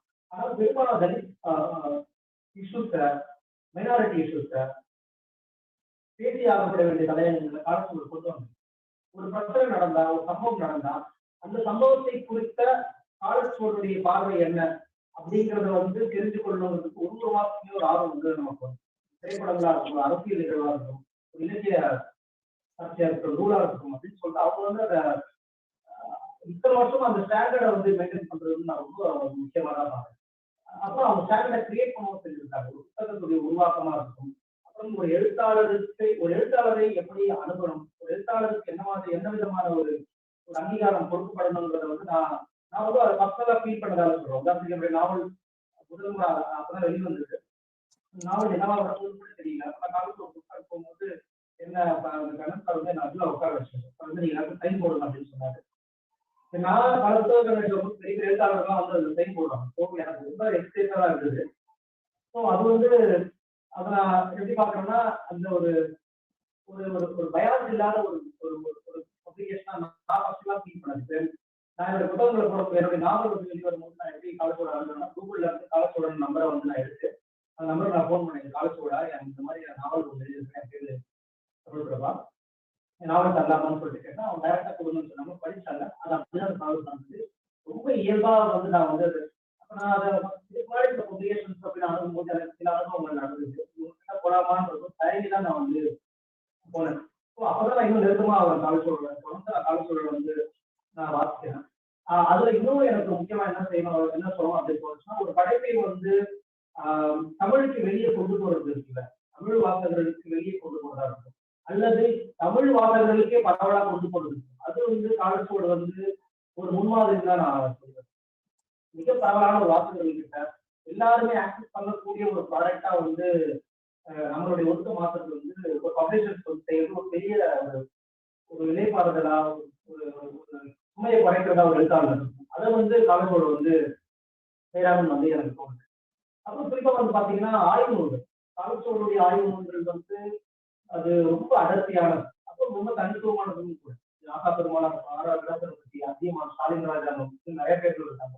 ஸோ இவங்களுடைய ஆய்வு நூல்கள் வந்து காலச்சோடுல வந்து ரொம்பவே தனி ஒர்க்காவே இருக்கும். டீப்பா இருக்கும். ஒரு பர்டிகுலர் ஒரு விஷயத்தை உதாரணத்துக்கு பாரதியாரை பத்தின ஒரு விஷயம்னா அந்த டீப்பா அதை பத்தின எல்லா விதமான பரிமாணங்களையும் முன்னாடி இருக்கக்கூடிய ஒரு ஆய்வு நூலா வந்து அது வந்து காலச்சோடுல வந்து வைக்க போராட்டத்தை பத்தி பெரியார் பத்தி ஒன்று சொல்லிட்டாங்கன்னா அதை பத்தின ஒரு அதுக்காகவே ஒரு தனி புக்கா வந்து அவங்க வந்து அதை வந்து போடுவாங்க. அது படிக்கிறதுக்கான ஒரு ஒரு ஒரு ரொம்ப ப்ளஷரா இருக்கும் படிக்கிறாங்க. புக்கை வந்து படிக்கிறதுக்கு ப்ளஷரா, அதுதான் ரொம்ப விரும்புறேன். அவங்க கிரியேட் பண்ண ஒரு முக்கியமான பெஞ்ச் மார்க்காகவும் நான் வந்து காலச்சோடு வந்து பார்ப்பேன். இந்த 25 வருஷம் வந்து இட்ஸ் வெரி ஸ்டார்டிங்கா தான் நான் பார்க்குறேன். இனிமே அவர் வந்து ரொம்ப ஒரு ஆட்டோமேட்டிக்கா திங்க் பண்ண டிஸ்பிளே பண்றது கூட எனக்கு வந்து கொஞ்சம் லேட்டாக தான் நினைக்கிறேன். But not big. நீங்க டிஸ்பிளே பண்றது ரொம்ப முக்கியமா பார்க்கலாம். சில முக்கியமான ஆர்டிகளை கூட நீங்க வந்து இந்த டிஸ்பிளேஷன் வந்து கொண்டு வரணும்னு நான் விரும்புறேன். திரு கமலஹாசன் அவர்கள் சொன்னது மாதிரி அப்படியே இருக்கிற ஜானர்ல வந்து திரைக்கதைகளை வந்து முக்கியமான திரைக்கதைகளை வந்து நீங்க புத்தகமா கொண்டு வரணும்னு அபிப்பிராயம் கூட. அது ஒரு ரொம்ப கால்குலேட்டிவான ஒரு ஒர்க்கு ஸ்கிரீன்ல எழுதுறது. அதை இலக்கிய வாசகர்கள் அதை படிக்கிறது. அதுல காலச்சோடு நிறைய சினிமா சார்ந்த கலைஞர்கள் நிறைய பேர் ஆக்ட் பண்ணுவாங்க. அவங்களும் இந்த திரைக்கதைகளை படிக்கிறது வந்து இன்னும் ஒரு தளத்துக்கு வந்து வாசகர்களை வந்து தயாரிக்கிறாங்க நினைக்கிறேன். எனக்கு மெயினா இதெல்லாம் சொல்லணும்னு தோணுச்சு. காலச்சோடு தன்னுடைய இந்த பன்முக பார்வையும் எல்லா விதமான சமூகங்களையும் உள்ளடக்கிய ஒரு இதழா இப்போதும் கூட எப்போதும் தொடரணும்னு நான் வந்து என்னுடைய வாழ்த்துக்களையும் என் அழைப்பை நன்றி. நிச்சயமாக நன்றி திரு தமிழ் பிரபா. ரொம்ப முக்கியமான ஒரு விஷயத்த நீங்க கோடிட்டு காட்டியிருக்கீங்க. எப்படி தமிழ் சமூகத்தினுடைய குறுக்குவெட்டு தோற்றம் அனைத்தையும் காலச்சோடு தனக்குள் அடக்கியதாக மிக சிறப்பான ஒரு பணியை ஆற்றிக் கொண்டிருக்கிறது. ஆய்வு சார்ந்தும் விளிம்பு மக்களுடைய குரல் சார்ந்தும் தலித் குரல் சார்ந்தும் இப்படி பல்வேறு வகைப்பட்ட குரலை ஒலிப்பதாக காலச்சோடு எப்படி பணியாற்றி கொண்டிருக்கிறது என்பதை மிக அழகாக நீங்கள் எடுத்துரைத்தீர்கள். இந்த விழாவில் இணைந்தமைக்கு நன்றி. அடுத்ததாக நாம் அழைப்பது எழுத்தாளர் ஷர்மிளா சையத் அவர்களை.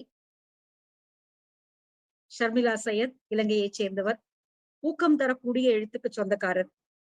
காரணம், கட்டுப்பாடுகளையும் அழுத்தங்களையும் எதிர்த்து எழுந்த படைப்புகள் அவருடையவை.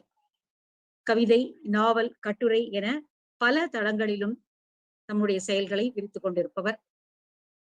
சமூக செயல்பாட்டாளர். எரிமலை குழம்பெடுத்து எழுதுகிறாரோ என்று நினைக்கக்கூடிய அளவிற்கான தீர்க்கமான எழுத்து அவருடையது. ஷர்மிளா சையத் அவர்களை வரவேற்கிறோம். நன்றி சித்ரா. எல்லாருக்கும் வணக்கம். காலச்சுவடு வளர்ச்சியினுடைய ஒரு முக்கியமான மைல்கல்லாக இருக்கின்ற இந்த விழாவில் கலந்து கொண்டிருப்பதில் உண்மையில் நான் மகிழ்ச்சியும் பெருமிதமும் அடைகின்றேன். ஸ்ரீதரன் அவர்கள் பேசும் பொழுது ஒரு விடயத்தை குறிப்பிட்டார். எழுத்தாளனாக என்னை உருவாக்கியதும் வாசகனாக என்னை வளர்த்ததும் காலச்சுவடுதான் என்ற ஒரு கருத்தை சொன்னார். அது எனக்கும் பொருத்தம் என்று நான் நினைக்கின்றேன். ஏனென்று சொன்னால் என்னுடைய ஆரம்பத்தில் என்னுடைய பயணத்தினுடைய தொடக்கத்தில் நான் ஒரு மிகச்சிறந்த வாசகியாகவோ அல்லது அதற்கான ஒரு பின்புலம் கொண்ட ஒரு சூழலில் இருந்தோ நான் வந்த ஒரு பெண் அல்ல. என்னுடைய காலச்சுவடுடனான பயணம் வந்து 2012 முதலாவது என்னுடைய கவிதை தொகுப்பு சிறகு முளைத்த பெண்ணிலிருந்து தொடங்குகின்றது.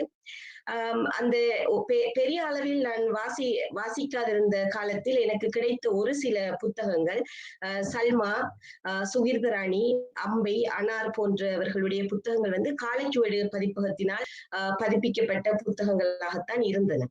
இதனால எனக்கும் ஒரு ஆசை இருந்தது, என்னுடைய புத்தகத்தை நான் பதிப்பிப்பதாக இருந்தால் அது காலச்சுவடு பதிப்பகம் மூலமாகத்தான் அந்த புத்தகத்தை பதிப்பிக்க வேண்டும் என்ற ஒரு ஆசை இருந்தது. அந்த ஆசையில் 2011 நான் காலச்சுவடுக்கு ஒரு இமெயிலை அனுப்பி வைத்தேன். அது வந்து காலச்சுவடு இதழில் இருந்து பெறப்பட்ட அந்த இமெயிலுக்கு தான் நான் என்னுடைய கவிதைகளை அனுப்பி இதை பதிப்பிக்க முடியுமா என்று நான் அந்த இமெயிலில் கேட்டிருந்தேன். யாருடைய சிபாரிசும் இல்லாத, முன் அறிமுகம், பின்னணி எதுவுமே இல்லாத அந்த எதுவுமே இல்லாமல் இலங்கையில் பிரசுரமாகி என்னுடைய கவிதைகளை தொகுப்பாக்கி நான் அனுப்பியிருந்தேன். அந்த இமெயிலுக்கு மிக அதிர்ஷ்டவசமாக எனக்கு பதில் வந்தது. என்னுடைய இமெயில் உள்பெட்டிக்கு வந்த அந்த பதில் என்னிடம் இன்னமும் இருக்கின்றது, கவிதைகளை பதிப்பிப்பதாக. அன்றிலிருந்துதான் காலச்சுவடுடனான என்னுடைய அந்த பயணம் தொடங்குகின்றது. இதுவரை 2 நாவல்கள், 2 கவிதை தொகுப்புகள், இதோட இந்த ஆண்டு உயிர்த்த ஞாயிறு என்ற அனுபவ பதிவும் வெளிவந்திருக்கிறது. இதில் உம்மத்து நாவல் ஆங்கிலத்திலும் மொழிபெயர்க்கப்பட்டிருக்கிறது. தமிழ்நாடு, டில்லி, கேரளா போன்ற பல இலக்கிய திருவிழாக்களில் நான் கலந்து கொள்வதற்கான வாய்ப்பை பெற்று தந்திருக்கின்றது. உண்மையில் சொல்ல போனால் என்னுடைய அந்த பயணம் என்றைக்கு காலச்சுவடுடனான பயணம் எப்பொழுது தொடங்கியதோ அது என்னை நிறைய உயரங்களுக்கு அழைத்து போனது மட்டுமல்லாமல் வாழ்க்கையிலையும் வந்து வாசிப்பை அதிகரிப்பதற்கான சூழலை இப்ப நான் வந்து முதலாவதாக என்னுடைய உம்மத்து நாவலை நான் அனுப்பி வைத்த பொழுது அந்த நாவல் உண்மையாகவே ஒரு பெரிய திருத்தத்தை வேண்டி நின்றது. ஏனென்றால் நாவல் எழுதி முன் பழக்கம் இல்லை. அப்ப அந்த முதலாவது அந்த நாவலை அனுப்பிய பொழுது அதை எனக்கு எப்படி சுட்டி காட்டினார்கள் என்பது எனக்கு இன்னும் ஞாபகம் இருக்கின்றது. கண்ணன் அவர்கள் வந்து என் பெயர் சிவப்பு நாவலை எனக்கு அன்பளிப்பாக அனுப்பி வைத்திருந்தார். இந்த நாவலை படித்து பார்க்க சொல்லி. அப்பதான் வந்து அந்த என்னுடைய அந்த புத்தகம் நாவல் என்ன நிலையில் இருக்கின்றது என்பதை நானே புரிந்து கொள்ள செய்கின்ற அந்த வாய்ப்பு நான் நினைக்கவில்லை. எல்லா பதிப்பாளர்களாலேயும் இவ்வளவு நுணுக்கமாக, இவ்வளவு நுட்பமாக அதனை உணர்த்த முடியும் என்று சொல்லி அப்படி ஒரு வாய்ப்பு எனக்கு இந்த பயணம் வந்து நான் முதலே சொன்ன மாதிரி நிறைய தூரங்களுக்கு என்னை அழைத்து போயிருக்கின்றது. நான் நினைக்கின்றேன், ஒரு படைப்பாளிக்கு வேண்டியது அவருடைய படைப்புகள் வாசகர்களை சென்று சேர்வதுதான். அதனை காலச்சுவடு மிக சிறப்பாக செய்கின்றது. முறையான உடன்படிக்கைகளை செய்து ஒவ்வொரு ஆண்டும் அந்த ராயல்ட்டியை சிறப்பாக செலுத்துகின்ற ஒரு பதிப்பகமாக காலச்சுவடு இருக்கின்றது. அதன் பயன்களை நான் பெற்றிருக்கின்றேன். புத்தகத்தினுடைய வடிவமைப்பு, அதனுடைய நேர்த்தி, அதனுடைய அட்டைப்படங்களை கூட வந்து எங்களுக்கு நாங்கள் விரும்புகின்ற ஓவியர்களிடமே அதனை தந்து அதற்கு செலுத்த வேண்டிய தொகைகளை கூட அவர்களே செலுத்தி அவ்வளவு நுட்பமாக கவனம் எடுத்து அழகாக அந்த வெளியீடு வரையும் அதனை கொண்டு செல்கின்ற ஒரு சிறப்பான பணியை அவர்கள் செய்கின்றார்கள். என்னுடைய முதலாவது கவிதை தொகுப்பு சிறகு முளைத்த பெண்ணுக்கு ஒரு அறிமுக நிகழ்வை 2012 நான் கொழும்பில் ஏற்பாடு செய்திருந்தேன். அது தவிர என்னுடைய புத்தகங்களுக்கு நான் எந்த அறிமுக நிகழ்வையும் நான் ஏற்பாடு செய்ததில்லை. இதுவரைக்கும் எல்லா பணிகளையுமே காலச்சுவடு பதிப்பகமே செய்திருக்கிறார்கள். புத்தக அறிமுக கூட்டங்களா இருக்கட்டும், விமர்சன கூட்டங்கள், வாசகர்களுடைய கருத்துக்களை கேட்கக்கூடிய விதமான நிகழ்ச்சிகள் என்று அனைத்தையுமே, அதைவிட ஒரு முக்கியமான விடயத்தையும் குறிப்பிட வேண்டும் என்று சொன்னால், இந்த இதுவரையும் பதிப்பிக்கப்பட்ட என்னுடைய புத்தகங்களுக்கு நான் ஒரு பைசா செலவு செய்ததில்லை. அப்ப அந்த எங்களுடைய பெருமானம் என்ன, ஒரு எழுத்தாளன் ஒரு படைப்பாளியினுடைய பெருமானம் என்ன என்பதை உணர்த்துகின்ற விதமாக செயற்படுகின்ற ஒரு பதிப்பகமாக ஒரு படைப்பாளிக்கு தரக்கூடிய முழு மரியாதையும் கௌரவத்தையும் தருகின்ற ஒரு பதிப்பகமாக நான் காலச்சுவடு பதிப்பகத்தை பார்க்கின்றேன். இவை அனைத்தையும் விட ஒரு எழுத்தாளர் பிரச்சனைகளை, சர்ச்சைகளை சந்திக்கின்ற பொழுது எங்களுடன் நிற்பது, எங்களுக்குரிய அந்த ஒரு தைரியத்தையும் துணிவையும் நாங்கள் தனியாக இல்லை என்று உணர்த்துவது ஒரு மிக முக்கியமான ஒரு விடயமாக பார்க்க வேண்டியிருக்கின்றது. எங்களுக்கு தெரியும், சல்மா பெருமாள் முருகன் சார் பிரச்சனைகளை எதிர்கொண்ட நேரம், கருத்து சுதந்திரத்திற்கான அந்த போராட்டத்தில் காலச்சுவடு பதிப்பகம் மிக முக்கியமான பங்களிப்பை வழங்கி இருக்கின்றது. நீதிமன்றம் வரைக்கும் சென்று பெருமாள் முருகன் சாரினுடைய அவருடைய கருத்து சுதந்திரத்திற்கான அந்த போராட்டத்தில் காலச்சுவடு எவ்வாறு இணைந்திருந்தது என்பதை நாங்கள் அனைவரும் அறிவோம். அதே போன்று நான் என்னுடைய சமூகத்திலிருந்து அழுத்தங்களையும் பிரச்சனைகளையும் சந்தித்த காலத்திலும் எல்லா வகையிலுமே தனிப்பட்ட ரீதியாகவும் தொழில்முறை ரீதியாகவும் எனக்கு தரக்கூடிய என்ன சொல்வது, அந்த துணிவையும் தைரியத்திற்கும் ஒரு துணையாக ஒரு பதிப்பகம் என்று நான் இங்கே குறிப்பிடும் பொழுது அது தனியே ஒரு தனிநபர் சார்ந்தது ஒன்றல்ல, ஒரு குழு செயற்பாடு. 2012 2021 ஆண்டு ஜனவரி வரைக்கும் பல முறைகள் நான் காலச்சுவடு அலுவலகத்திற்கு சென்றிருக்கின்றேன். கண்ணன் அவர்களுடைய வீட்டுக்கு சென்றிருக்கின்றேன். அங்கே அந்த காலச்சுவடு பதிப்பகத்தினுடைய அலுவலகம், அதனுடைய அமைப்பு, அதனுடைய நிர்வாக முறைகள், அங்கு பணியாற்றுகின்றவர்கள் செயற்படுகின்ற முறை, அவர்களுக்கு இருக்கக்கூடிய அந்த அவர்களுடைய நலன்களில் காட்டப்படுகின்ற அக்கறை, இது எல்லாமே இந்த காலச்சுவடினுடைய வளர்ச்சியில் ஒரு முக்கிய பங்காற்றுகின்ற ஒரு விடயம் என்பது குறிப்பிடப்பட வேண்டிய ஒன்று. இவ்வளவு அழகான உறவு எனக்கு காலச்சுவடோடு இருந்தாலும் கூட பொது வழியில் பலவிதமான விமர்சனங்களை நான் சந்திப்பது தொடர்ச்சியாக நடக்கின்ற ஒரு விடயமாக இருக்கின்றது. காலச்சுவடு ஒரு இந்துத்துவ மேலாதிக்க சிந்தனையோடு நடக்கின்ற பதிப்பகம் என்று சொல்லியும், நான் இஸ்லாமிய பெண்ணாக இருக்கின்றபடியால் அது எப்படி அந்த வெறுப்பை, அது ஒரு இஸ்லாமிய வெறுப்பாக எங்களுடைய உறவை பார்க்கின்ற ஒரு சூழலையும் பொது சூழலில் நான் அடிக்கடி சமூக வலைத்தளங்களில் எதிர்கொள்கின்ற ஒரு விடயமாக இருக்கின்றது. அது உண்மையாகவே ஒரு சுயமரியாதையும் கௌரவமும் சுய விழிப்பும் உள்ள ஒரு பெண்ணாக கருதுகின்ற என்னை பார்க்கின்ற ஒரு பெண் வெறுப்பாகத்தான் நான் அதனை பார்க்கின்றேன். ஏனென்று சொன்னால், நான் முன்பே சொன்னேன், காலச்சுவடுடனான என்னுடைய உறவு 2012 தொடங்குகின்றது. ஆனால் பெண்ணுரிமைகள் குறித்த அக்கறையும் எழுத்துக்களும் செயற்பாடுகளும் 2001 நான் தொடங்கி விட்டிருந்த ஒன்று. எப்பொழுது நான் பத்திரிகை துறையில் காலடி எடுத்து வைத்தனோ அப்போதிருந்தே ஒரு முஸ்லிம் பெண்ணாக மத கலாச்சார கட்டுப்பாடுடனான சமூக அமைப்புள்ள ஊரில் நான் எப்படியாக வாழ விரும்பினேன், எப்படி வளர்ந்தேன் என்பதில இருந்து என்னுடைய சுய விழிப்பு, சுய கௌரவம், அந்த அடையாளத்துக்கான அந்த பயணம் தொடங்குகின்றது. அப்ப என்னுடைய படைப்புலகம் என்று பார்க்கும் பொழுது முக்கியமாக என்னுடைய புத்தகங்கள்ல உம்மத்து நாவல், உயிர்த்த ஞாயிறு என்ற அனுபவ பகிர்வு இரண்டுமே சர்ச்சைக்குரிய விடயங்களை பேசுகின்ற புத்தகங்களாக இருக்கின்றது. உம்மத்து நாவல் போரினால் பாதிக்கப்பட்ட பெண்களுடைய பாடுகளையும் ஆணாதிக்க சமூக கட்டமைப்பும் மத அடிப்படைவாதமும் எவ்வாறு பெண்களை ஒடுக்குகின்றது என்பதை பேசுகின்ற ஒரு நாவலாக இருக்கின்றது. அதே நேரம் உயிர்த்த ஞாயிறு அனுபவ பகிர்வு மத அடிப்படைவாதம் எவ்வாறு நிறுவனமயப்படுத்தப்பட்ட முறையில் பெண்களை ஒடுக்குகின்றது, எவ்வாறு அது இயங்குகின்றது, அதனுடைய இயங்குதளம், இயங்கு நிலை எவ்வாறு இருக்கின்றது என்பதை பேசுகின்ற ஒரு அனுபவ பகிர்வாக அந்த 2019 ஈஸ்டர் குண்டு தாக்குதலுக்கு பிறகு உள்ள அனுபவங்களோடு துவக்கப்பட்ட ஒரு புத்தகமாக இருக்கின்றது.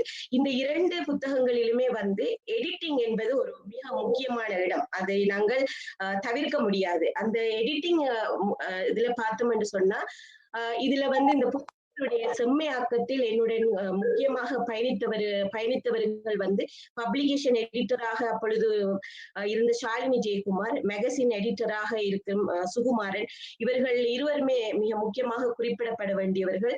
இவர்கள் என்னுடைய கருத்துக்களிலோ நான் எதை எழுத வேண்டும் என்பதிலேயோ எப்பொழுதும் எந்த விதமான திணிப்புகளையும் செல்வாக்குகளையும் செய்ததில்லை. நான் எதை எழுத விரும்புகின்றனோ அதைத்தான் நான் எழுதியிருக்கின்றேன். காலச்சுவடியில் நான் புத்தகங்கள் மட்டுமல்ல இதழ்களில் கூட கட்டுரைகள் எழுதியிருக்கின்றேன். சோ அது எல்லாத்திலுமே வந்து இந்த திருத்தங்கள் வந்து அது சிபாரிசுகள் வந்து ஒரு நாளும் ஒரு திணிப்பாகவோ அல்லது கட்டாயமாகவோ இருந்ததில்லை. மிகவும் சுதந்திரமான ஒரு உணர்வுடன் தான் காலச்சுவடு பயணத்தோடு நான் பயணிக்கின்றேன். தமிழ் பிரபா தன்னுடைய உரையில் அவர் மிக அழகாக சொன்னார், விளிம்பு நிலை மக்களினுடைய கருத்துக்களுக்கு எவ்வாறு அங்கு இடம் இருக்கின்றது என்பதை பற்றி அந்த உணர்வு எனக்கும் இருக்கின்றது. அதனால் தான் என்னால் அந்த காலச்சுவடு பதிப்பகத்தோடு தொடர்ந்து பயணிக்க முடிகின்றது என்று நினைக்கின்றேன். இந்த மிக முக்கியமான வரலாற்று சிறப்புமிக்க இந்த நிகழ்வில் எனக்கும் பேசுவதற்கு வாய்ப்பளித்ததற்கும் நன்றி தெரிவித்துக் கொண்டு வாழ்த்துக்களையும் தெரிவிக்கின்றேன். நன்றி, வணக்கம். நன்றி ஷர்மிளா சையத். மனம் திறந்த பேச்சு. எப்படி எழுத்து தீப்பொறி பறக்குமோ அதே போல பேச்சிலையும் பறந்தது. ரொம்ப மனம் திறந்து காலச்சுவடோடு உங்களுக்கு இருந்த ஒரு தொடர்ந்த ஒரு உறவை வந்து ரொம்ப அழகா நீங்க எங்களோட பகிர்ந்துட்டீங்க. ரொம்ப நன்றி. இதுகாரும் காலச்சுவடோடு தங்களுடைய அனுபவங்களை பகிர்ந்து கொண்ட சிறப்புரையாளர்களுக்கு நன்றி. முத்தாய்ப்பாக நிகழ்ச்சியினுடைய நிறைவு பகுதி நிறைவுரையாற்றுவதற்காக நாம் உயர்மிகு நீதிபதி திரு GR சுவாமிநாதன் அவர்களை அன்போடு வரவேற்கிறோம். சிவில் உரிமைகள் சார்ந்த வழக்குகள் பலவற்றை அவர் வழக்குரைஞராக இருந்த போது முன்னெடுத்திருக்கிறார். சென்னை உயர்நீதிமன்றத்தினுடைய மதுரை பிரிவில் அடிஷனல் அட்டர்னி ஜெனரலாக பணியாற்றியவர் தற்போது உயர்நீதிமன்ற நீதிபதியாக பணியாற்றிக் கொண்டிருக்கிறார். அதைவிட மிக முக்கியமாக அவர் ஒரு மிகச்சிறந்த வாசகர், புத்தகங்களுடைய ஆர்வலர். பல புத்தகங்களையும் படித்துவிட்டு இந்த புத்தக ஆசிரியர்களுக்கு அவர் கடிதம் எழுதி தெரிவிப்பதும் நிறைய பேர் அதை பகிர்ந்து கொண்டிருக்கிறார்கள். அப்படிப்பட்ட புத்தக ஆர்வலரை இந்த நிகழ்ச்சியில் வரவேற்பதில் மிக்க மகிழ்ச்சி. திரு GR சுவாமிநாதன் நீதிபதி அவர்களை நிறைவுரையாற்றுமாறு அன்போடு வரவேற்கிறோம். அனைவருக்கும் என்னுடைய இனிய மாலை வணக்கங்கள். நீதிபதிகள் பிரபலங்கள் அல்ல. ஒரு அரசியல் தலைவர் மாதிரியோ ஒரு நடிகர் மாதிரியோ எழுத்தாளர் மாதிரியோ நாங்க பிரபலங்கள் அல்ல.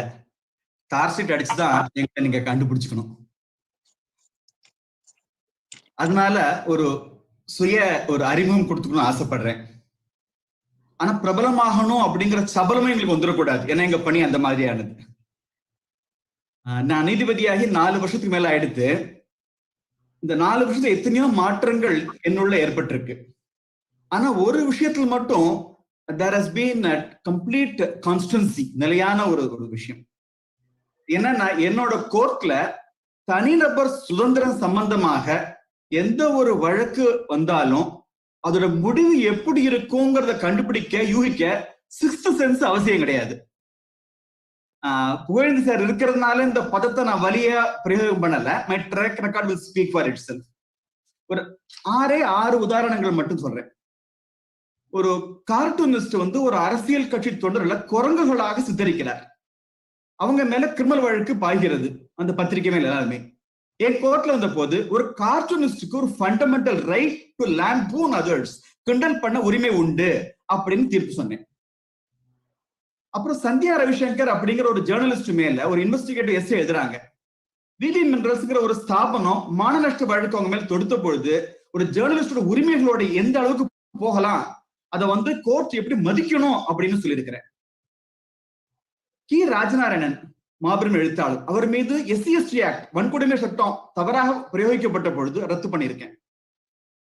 எல்லாத்தையும் விட நான் தனிப்பட்ட முறையில சிட்டிசன்ஷிப் அமெண்ட்மெண்ட் ஆக்ட் CA ஆதரிக்கிறவன் தனிப்பட்ட முறையில. ஆனா அந்த சட்டத்தை கண்டனம் பண்றதுக்கு எப்பப்பெல்லாம் எங்கிட்ட கோர்ட்டுக்கு பெட்டிஷன்ஸ் போட்டாங்களோ அத்தனை பெட்டிஷன் அலோவ் பண்ணிருக்கிறேன். அப்புறம் போன கரோனா பீரியட்ல தப்லிக் ஜமாத் மக்கள், வெளிநாட்டு மக்கள் இந்தியாவில் வந்த போது அவங்க மேல அரெஸ்ட் பண்ணி கேஸ் எல்லாம் போட்ட பொழுது அந்த வழக்குல முடிவுக்கு கொண்டு வந்து அவங்க தாய்நாட்டுக்கு திரும்ப போறதுக்கு ஏற்பாடு பண்ணணும் அப்படின்னு சொல்லியிருக்கிறேன். திருநங்கைகளோட திருமண உரிமையை ஊர்ஜிதப்படுத்தி இருக்கிறேன். இப்படிப்பட்ட ஒரு நான் கடந்த கன்சிஸ்டன்டா அப்படி இருக்கேன் அப்படின்னா அதுக்கு முக்கியமான காரணம் கண்ணன் தான். சொல்றதுக்கு எனக்கு ரொம்ப பெருமையா, சந்தோஷமா, நன்றியோட விஷயம் நான் பகிர்ந்து கொள்வேன்.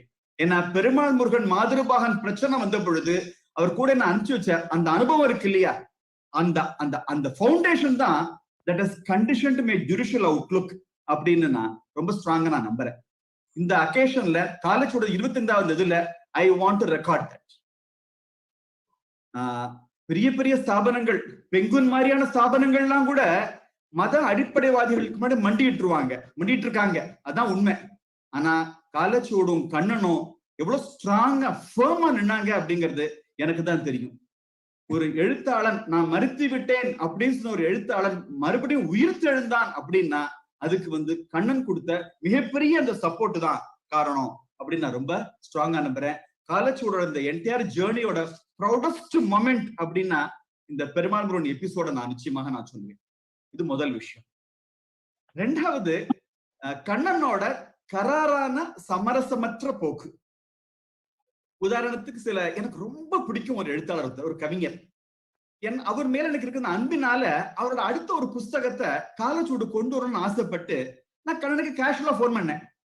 கண்ணன், இந்த மாதிரி நீங்க அவரோட புக்கை நீங்க கொண்டு வரணும், அதுக்கு என்ன பப்ளிஷிங் காஸ்டோ அதை நான் பேர் பண்ணிக்கிறேன் அப்படின்னு நான் சொன்னேன். கண்ணனுக்கு எனக்கும் 25 வருட நட்பு. அந்த ஒரு உரிமையில கேஷுவலா பேசினேன். ஆனா அவ்வளவு பெரிய க்ளோஸ் ஃப்ரெண்டா எனக்கு அவர் கண்ணன் இருந்தாலும் கூட என்ன சொன்னார் தெரியுமா, ஜிஆர்எஸ் அது என்ன மேனுஸ்கிரிப்ட் நீங்க அனுப்பிச்சு வைங்க, அதை நாங்க பாக்குறோம், கன்சிடர் பண்றோம். we don't believe in sponsored publication. நீங்க வேணா குறிப்பிட்ட காப்பீஸ் வேணா நீங்க வாங்கிக்கலாம், அந்த விதத்துல நீங்க ஆதரிக்கலாம், ஆனா அந்த ஸ்பான்சர்ட் பப்ளிகேஷன் ஏத்துக்க மாட்டேன் அப்படின்னு. ஆனாலும் கொஞ்ச நாள் கழிச்சு தான் உனக்கு உரைச்சது அவரோட கராரான சமரசமற்ற போக்கு. அதை சல்யூட்டட் அப்படின்னு எனக்கு இப்ப எனக்கு நிஜமாலே தோன்றுது. அப்கோர்ஸ் அப்பயே தோணிட்டு கொஞ்ச நேரத்துல எனக்கு. இது ரெண்டாவது பதிவு பண்ணணும். மூணாவது, குடும்பமே ஒரு நட்பான தோழமையான அணுகுமுறை. கமலாமாவா இருக்கட்டும், மைத்திலிஜியா இருக்கட்டும், குழந்தையாளர் முகுந்தனா யாரா இருக்கட்டுமே சரி, எல்லார்ட்டையும் ஒரு friendly approach. Way back in 1996, I was an unknown lawyer. நான் ஒரு 15 பைசா போஸ்ட் கார்டு நான் சுந்தர் ராமசாமி அவர்களுக்கு நான் லெட்டர் போடுறேன், அவர் எழுத்த பாராட்டி.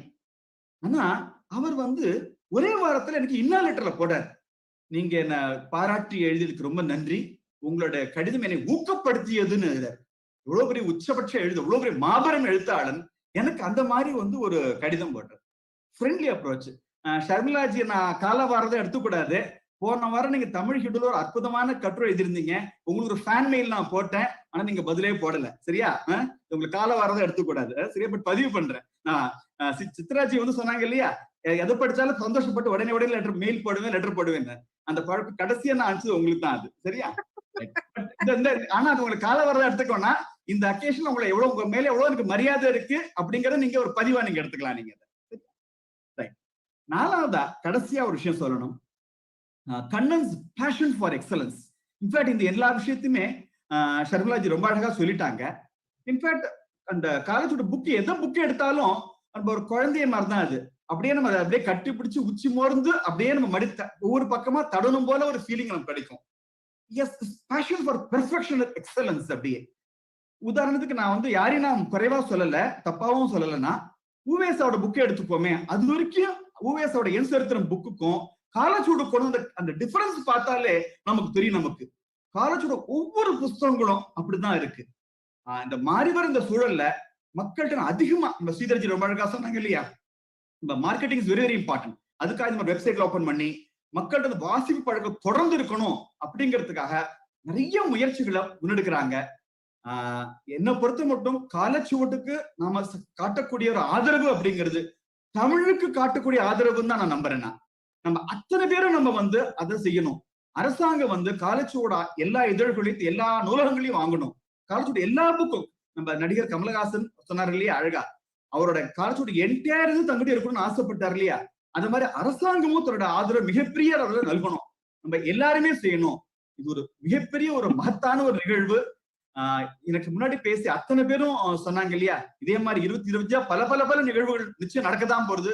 நம்மளோட வாழ்வுகளை தாண்டியும் காலச்சூடு மேல பிரயாணம் வெற்றிகரமா செய்தான் போறது.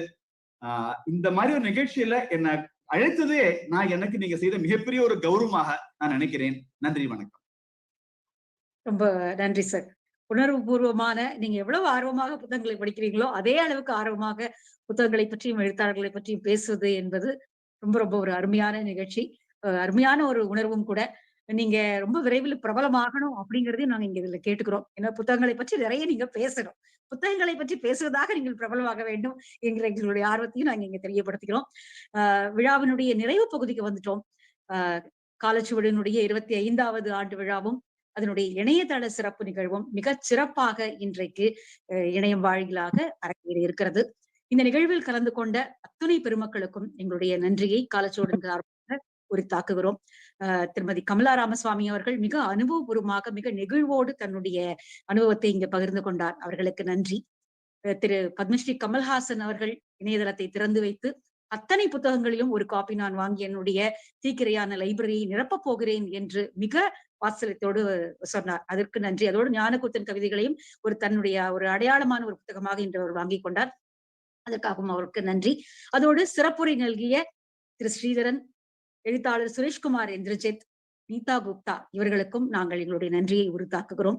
அதோடு காலச்சுவடு பற்றிய பல அற்புதமான பகிர்வுகளையும், காலச்சுவடமிருந்து நாங்கள் என்ன எதிர்பார்க்கிறோம், எங்களுடைய அனுபவங்கள் எப்படி இருந்தன, ஒரு மிகச்சிறந்த ஒரு ப்ரொஃபஷனல் பதிப்பகமாக அது எப்படி செயல்படுகிறது, கண்ணனுடைய ஆட்டிடியூட் எப்படி இருக்கிறது, பதிப்பகம் சார்ந்தும் அவர் மனிதர்களோடு கொள்ளக்கூடிய உறவு சார்ந்தும் எப்படி இருக்கிறது, அதோடு காலச்சுவடி எப்படி குறுக்குவெட்டு தோற்றத்தோடு தமிழகத்தினுடைய அத்தனை உணர்வுகளையும் பிரதிபலிப்பதாக, பல்வேறு கால மாற்றத்திற்கு ஏற்ற உணர்வுகளை பிரதிபலிப்பதாக காலச்சுவடு பதிப்பகம் எப்படி விளங்குகிறது, உலகியல் ரீதியாக தமிழை கொண்டு செல்வதற்கு அது முன்னெடுத்துக் கொண்டிருக்கக்கூடிய முயற்சிகளை பற்றியும் பல்வேறு பதிப்பாளர்கள் உலகெங்கிலும் இருந்து, ஜெர்மனி, சைனா என்று, கோவா என்று பல்வேறு தரப்பிலிருந்து பதிப்பாளர்கள் இன்று அவர்களுடைய அனுபவங்களையும் காலச்சுவடு குறித்த வாழ்த்துக்களையும் நமக்கு பகிர்ந்து கொண்டார்கள். அவர்கள் அனைவருக்கும் நன்றி.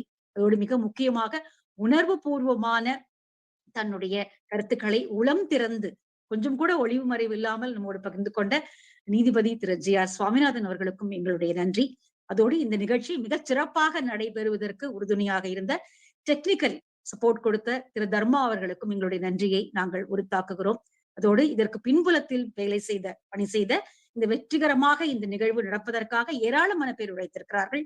அவர்கள் அனைவருக்கும் எங்களுடைய நன்றியை காலச்சுவடின் சார்பாக லாவண்யா மேடம், திருமதி மைத்திலி மேடம் எல்லாருக்கும் எங்களுடைய நன்றியை உரித்தாக்குகிறோம்.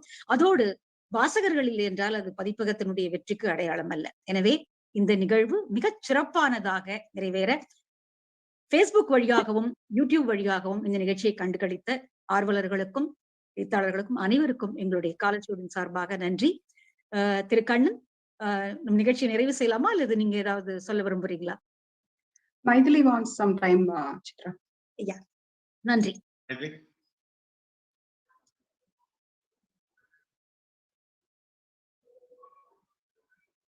மைதிலி மேம். மைதிலி இல்ல, அப்ப மைதிலி சொல்லுங்க. அவங்க லாகின் பண்ணிட்டாங்க கரஞ்சு. வெயிட் பண்ணுங்க. பேக். மைதிலி கேக்குறதா நாங்க பேசுறது? கேக்குது. வீடியோ ஆன் பண்ணிக்கோங்க. ஒரு சிறிய கடைசி நிமிடத்துல ஒரு ஆன்டி கிளைமாக்ஸ்ன்னு சொல்ற மாதிரி ஒரு சின்ன தடங்கல் என்னோட லேப்டாப்ல. இந்த நிகழ்விற்கு ஒருங்கிணைப்பாளராக செயல்பட்ட சித்ரா பாலசுப்ரமணியம், மிக முக்கியமான ஒரு மேம் உங்க வாய்ஸ் பிரேக் ஆகுது. கேக்குதா? இப்ப கேக்குதா? தமிழ் விடுதலை இயக்க பட்டம் பெற்றவர், பல ஆண்டுகள் விரிவுரையாளராக பயணித்தவர், தற்போது ஊடகவியலாளராக பயணித்துக் கொண்டிருக்கிறார். மிக நல்ல ஒரு தொகுப்பாளராக இன்று இந்த முக்கியமான நிகழ்விற்கு மிக அழகாக மிக யதார்த்தமாக தொகுத்து கொடுத்ததற்கு கண்ணன் சார்பிலும் காலச்சுவடு சார்பிலும் எங்களுடைய மனமார்ந்த நன்றிகளை தெரிவித்துக் கொள்கிறோம். மற்றும் இன்று இங்கு வருகை தந்திருந்த அனைவருக்கும் கண்ணன் சார்பாகவும் எங்கள் சார்பாகவும் அனைவருக்கும் நன்றியை தெரிவித்துக் கொள்கிறோம். கண்ணா முடிஞ்சு. Yeah. So, yeah, thank you, Linda and Neeta, for participating and staying through the program. இந்த நிகழ்ச்சியில் கலந்து கொண்ட அனைவருக்கு என்னுடைய மனமார்ந்த நன்றி. இத்துடன் இந்த நிகழ்வு நிறைவு பெறுகிறது.